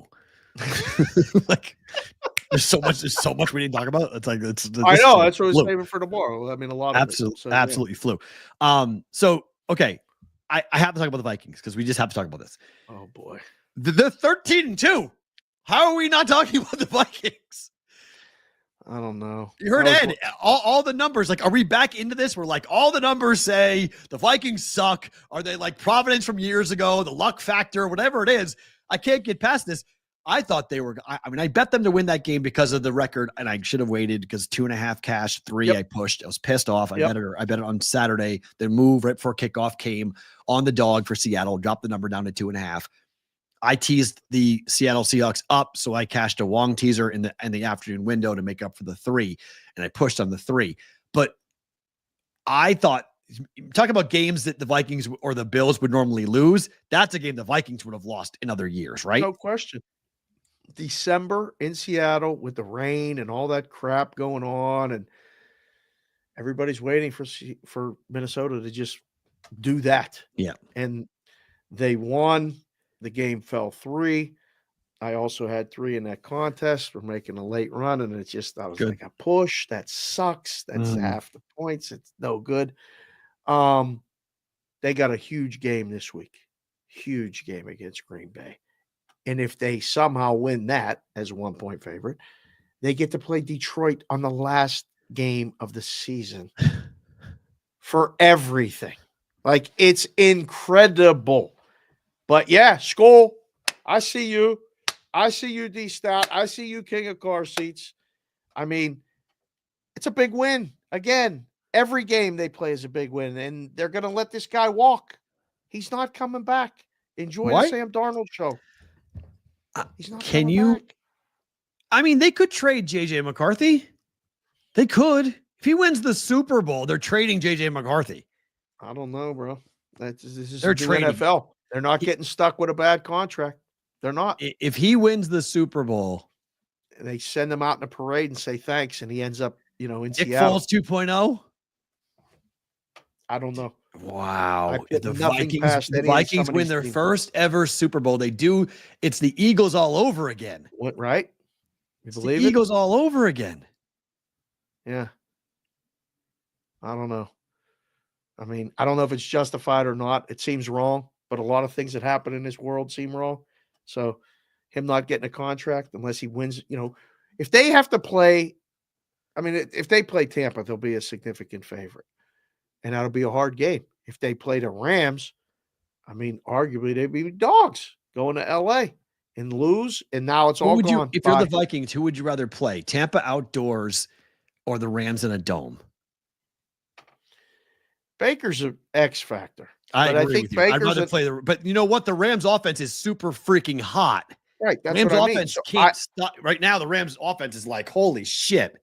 I would like to be the Vikings and win the next 2 games and be the number 1 seed and not worry about either one of those teams until they got to come and play us up at home. Can the Vikings beat the Lions in the last game of the regular season? Can the Lions beat the Packers this week? That's the question. That's the game of the week. I can't wait to watch that game on Sunday. Well, they got to play a game tonight first. Packers are laying 14. Any shot for the Saints tonight? Come on. Action Network, since 2003, double-digit favorites on Monday Night Football, 13, 32, and 2. I know. Against the spread. Yeah. I ain't laying 14 points. Can't do it. No way. No way. Can't do it. Too hard. With that game looming, too hard. But, I mean, this is a simple thing. How many points are the Saints scoring? Oh, D-Style says you don't want Tampa. You want the Rams. Wow. Oh, give the kids a poll. You guys have hung around long enough. Give them something to vote on. It's bonus time. I think polls bonus time. Come on. You can't throw it up? Tomorrow. Right, polls tomorrow. That's fine. Do polls tomorrow. Polls tomorrow. We'll get everybody on the poll tomorrow. Pause. Whole idea is to keep your daughters off the pole at Christmas time. Yeah, but the BVB Brigade, get on the pole, boys. We got to dance before Christmas. What's 10 million? What's 10 mil? Wow. King car seats? What's 10 mil? That's what. Man. God, you guys are all fired up. Look at this. Whoa. You effing right, man. We whipping both their asses. Wow, Viking fans are feeling it. Who do you want to win a championship more, Buffalo or Minnesota? Which fan base? I can only hope they play each other. Which fan base is more deserving? I just want that would be the best. Like Detroit or Minnesota against the Bills. Somebody has to win. Like that'll be that feel good World Series that the Cleveland Indians and the Chicago Cubs were. Like somebody's finally going to end this thing. So no one's going to watch it. Whoa! In other words, the public doesn't give a shit about it. Okay. Talking about Buffalo, Detroit, or Buffalo, Minnesota would be a monster. A monster. Fan bases will be just the stories alone. Correct, but the fan bases, all the bees, all the losses. The fan bases are all fine. The stories are there, but the fan bases are like, it's like the Lightning in Tampa Bay. There's a diehard factor. There's just not a lot of them. Like in the general scheme of things, like people aren't walking around Texas with Vikings gear, being like, I'm a diehard Viking fan. Like, go Vikings. Like people in Minnesota love the Vikings. People in Buffalo love the Bills.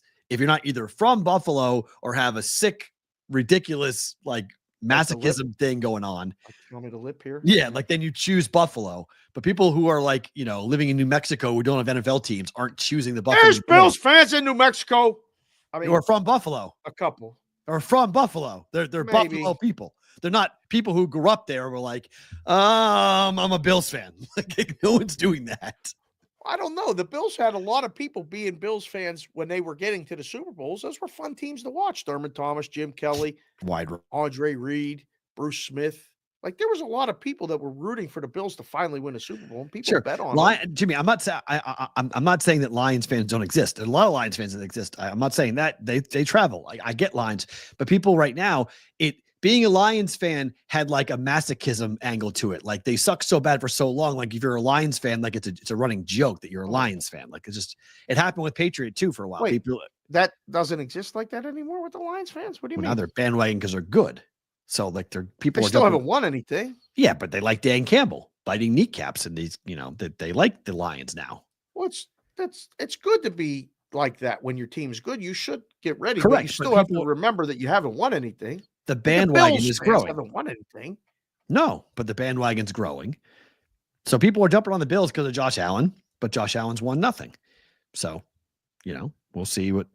AFC, hang all the AFC East banners you want, Buffalo. Like, go ahead. Like, that's. Here he goes. That's the only thing that they want. There he goes. Look, I would love the Bills to beat the Chiefs. I would love for Tommy Lip to be right. I would love it. It would be phenomenal. Look at this, Brennan.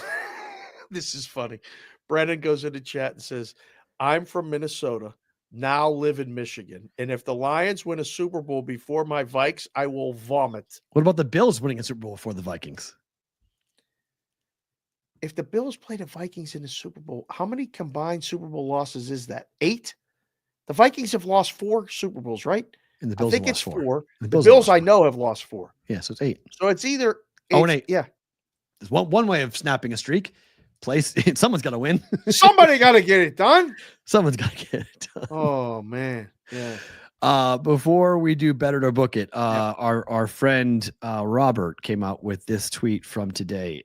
The American Gaming Association has put out this. Bill Miller saying in a release that we all get, U.S. gaming industry set to surpass last year's record of $67 billion in annual commercial gaming revenue. Now, that's not just sports gambling. That's all. How accurate is that number? I didn't make the number. Just guessing. You asked me what Green Bay is today is 14. Is $67 billion for, it's not U.S. betting. It's all U.S. gambling. It's not betting market, but it's a U.S. betting market. Is it more or less 6-7? They use some factors to get to that number. I don't know. X to the power of 4 to the 8th to the this and to that. Right. We should ask Ed. Ed is a numbers guy. We might need to DM Ed and say, Ed, can you come up with a mathematical formula how the AGA gets to $67 billion of all this commercial gaming revenue? Yeah. J-Buck's here. I love you, brother. He said it feels accurate. What are you feeling right now, J-Buck? Right? I think my favorite part of that interview was when he said, so I have kind of a math background. Yeah. I love the guys that dumb down the PhD from Stanford. That's a real dude right there. I have kind of a math background. You have kind of a math background. A little one. Yeah, just a little. You have a PhD in math from Stanford. Oh. Just a little. I have a little math background. Yeah. Holy mother of goodness God, you forgot more about math yesterday than I've known my whole life. Tutor kids. I mean, you use them, right? Get a little help on the side with the algebra. Better to book it.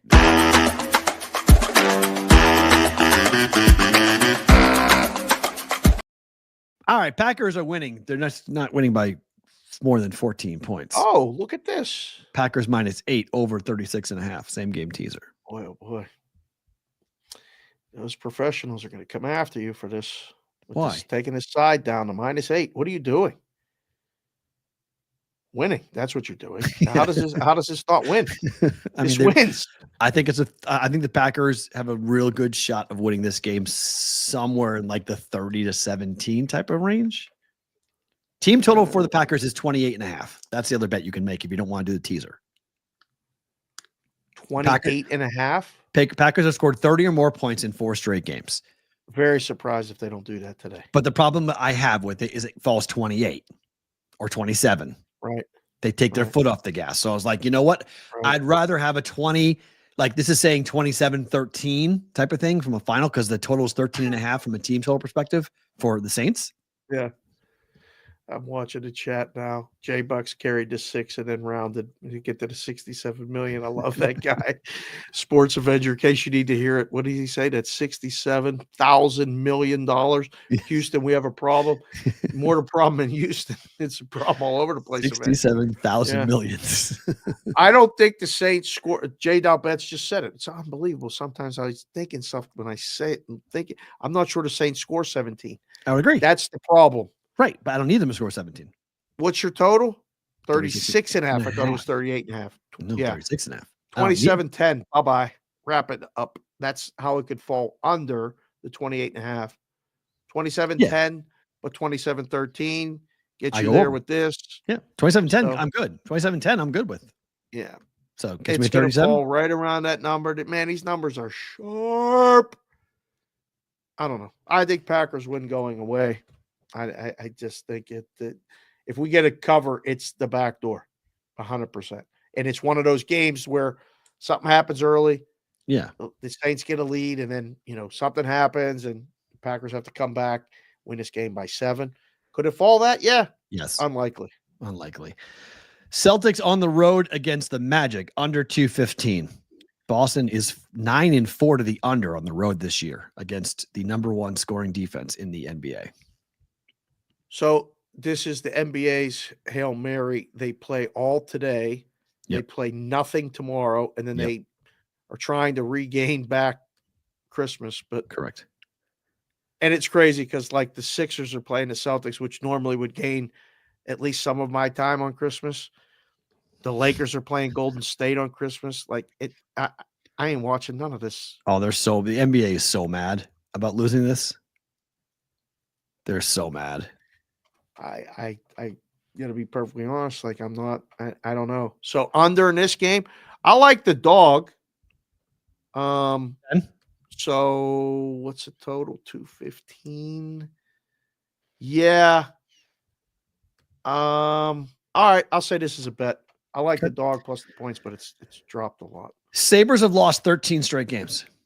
Yeah, they're terrible. My God. How are the Islanders only minus 150? Those are the Islanders. Take the Islanders. Bet the streak. Yeah, I don't. There's no way you're going to have me say this is a book it. Like again, there's things you have to do. 13 straight. 13 straight. As someone who works in a book, you have to need this side, and you have to take these bets. We're doing a show, and I don't have to do anything other than show up and do the show, book the guests, and all the other things that we do. No, this is a bet. I don't want nothing to do with the Buffalo Sabres the day before Christmas break. Nah, bro, I'm good. Nah, They've scored 13. It's only 150. It's not that expensive. yeah, It's only 150. It's not horrible. Jump in on them. Favorite thing about today is what? Well, it's the day before. You know, I guess it's the 23rd, but it's like the day before Christmas officially. Eve. Everything's done. There's no school today. Nope. Complete chaos at the house. I was out and about shooting some stuff down at Circa yesterday for the Survivor. Nice. I'll remind you guys today, if you're listening and you're Brigade Proxy people and you're using the Christmas Day games, send them tomorrow. Send them on Tuesday so we don't have to wake up Christmas morning and try to get picks in for the early stuff. Like send everything Tuesday. The lines will be out tomorrow morning. Send them in. So we'll try to make it smooth. But I had Ricky Henderson and the stories that come out of Ricky Henderson's passing were my favorite thing about the weekend. Right. I connected with some people from MLB Network. Vescursion was busy today. I was trying to get him to come on because him and HR did an unbelievable job of bringing on former players and people in organizations that had stories about Ricky. And, you know, it was almost like a cathartic, like this guy was 65. He looked like Superman his whole life. He was a character and he's gone. And like watching Dave Stewart talk about them playing Little League together and somehow making it to Oakland and despite all odds and everything that they won a World Series and just so many things. It was that reminder again. And, you know, we've had some Brigade members lose some people this year and talk about things and they're going through holidays for the first time without people in their lives. I'm really thankful for the show and I'm grateful for every one of you that watches, listens, comments, likes, subscribes, all of it. Just be aware of that this holiday season. My favorite thing about today is that we're doing a show today, we're doing a show tomorrow, and then we're going to be off.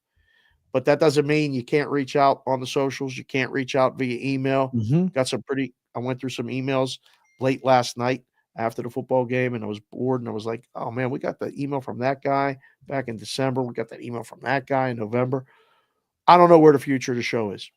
Hopefully it's going to be some road shows. There's going to be some things that we're going to announce. Hopefully tomorrow, if we can get anyone to answer us back.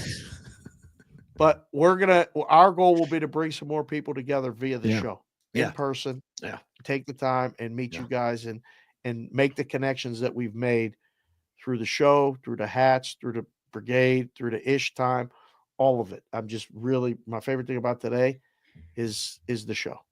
My favorite thing about today is that it's not tomorrow, because tomorrow is Christmas Eve. I love Christmas Eve. I love Christmas. But when we're over with the show tomorrow, I have to go to the DMV to register my car on Christmas Eve tomorrow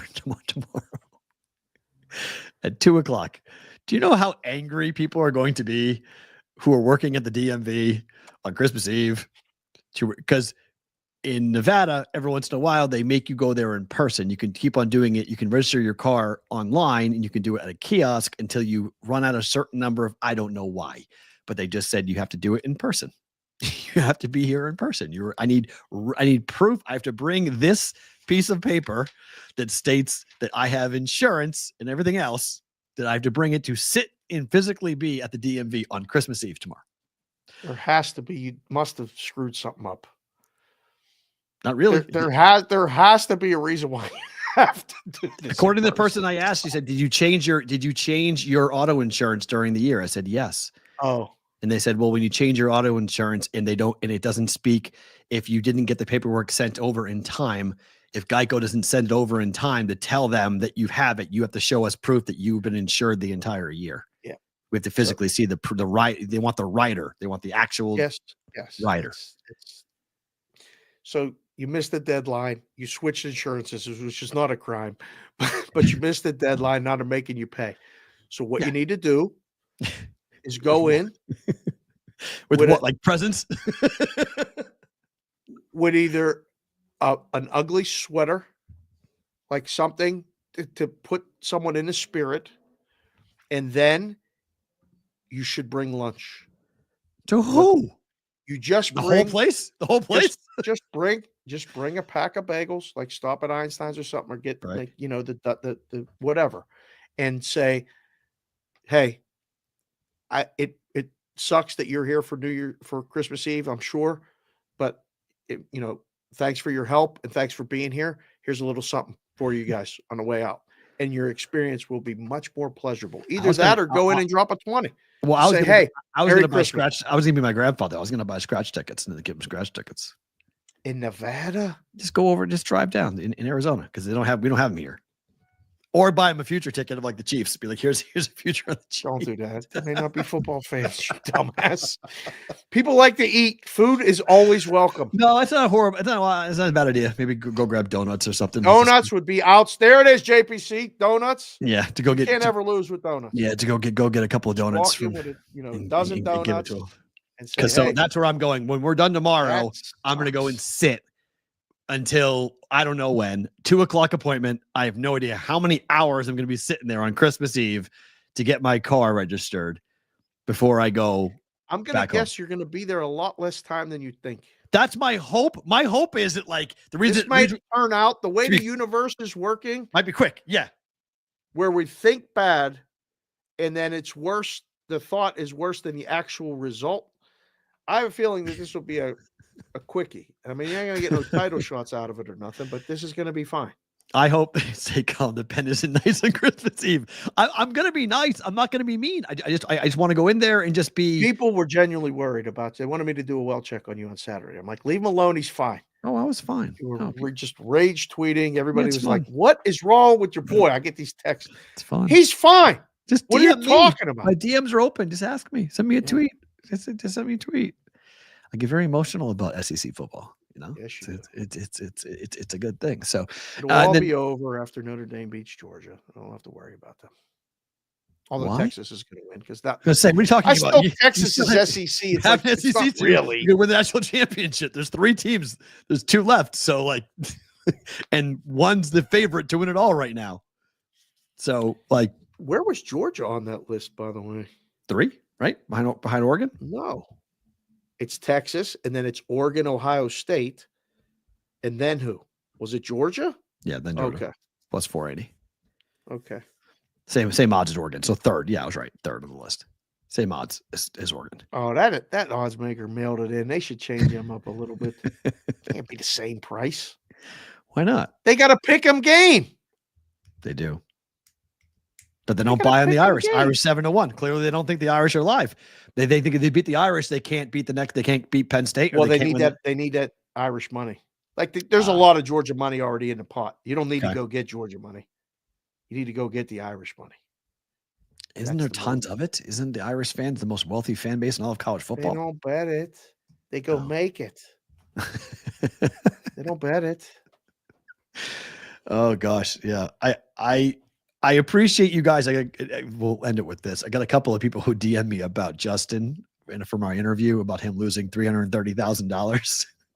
And they were like, hey, is he all right? I was like, I promise you he's okay. All right. He's fine. I promise you financially, it's not even, it's like $3,000 to you. Okay. Yeah. It's a good amount of money. It's a good amount of money to him, but it's not like to you and me losing $330,000 as a house. Like It's literally a pretty House. decent house. yeah, it's a house. So he doesn't. It's not a 30 big, get you a nice house. it's not a big deal to him. So I appreciate you guys reaching out, saying like, Yeah. is that guy for real? Yes, he's for real. Like, Google his net worth, and you'll be like, oh, okay, that's why. So Yeah, he's fine. There's he no- won. If he did the money line parlay, he won. 20 dimes. Yeah, Yeah. Well, 20 dimes at a time. I mean, he wins 10 bets. He's cut Back. into that loss. he's back. You know, it's 200,000. So I'm sure he was feeling good. Told him to throw Buffalo in there, whatever he Right. threw in there. I mean, it wasn't that hard. Favorites went 11-4 straight up in the NFL on Sunday. Oh, again. 11-4, 10-5 Well, against we're, the we're spread. gonna talk about this tomorrow because I forgot to leave it off of it because I wanted to ask you about that because somebody actually asked me that question and I didn't know how to answer it. About tell me why in weeks 17 and 18 of the NFL, why am I not just doing 4 and 5 leg money line parlays on the favorites? And Well, I said, think I you go, I should don't have know. done it last week. I said, like I'll yes- ask Dave. like I said, week yesterday. 18 sucks. You know, you have to Week bet the 18 right. sucked. You have to bet the right team to win. But week 17, you may be onto I something. can't believe I'm wearing an Ohio State sweatshirt. God. He's Dave. I'm Matt. 2024 comes to a close tomorrow. We hope to see you all back here Bye. for a special Tuesday edition, the final 2024 edition of BVB. 2:30-ish time for us Eastern, 11:30 a.m. in the morning for a Tuesday's Bostonian versus the Book.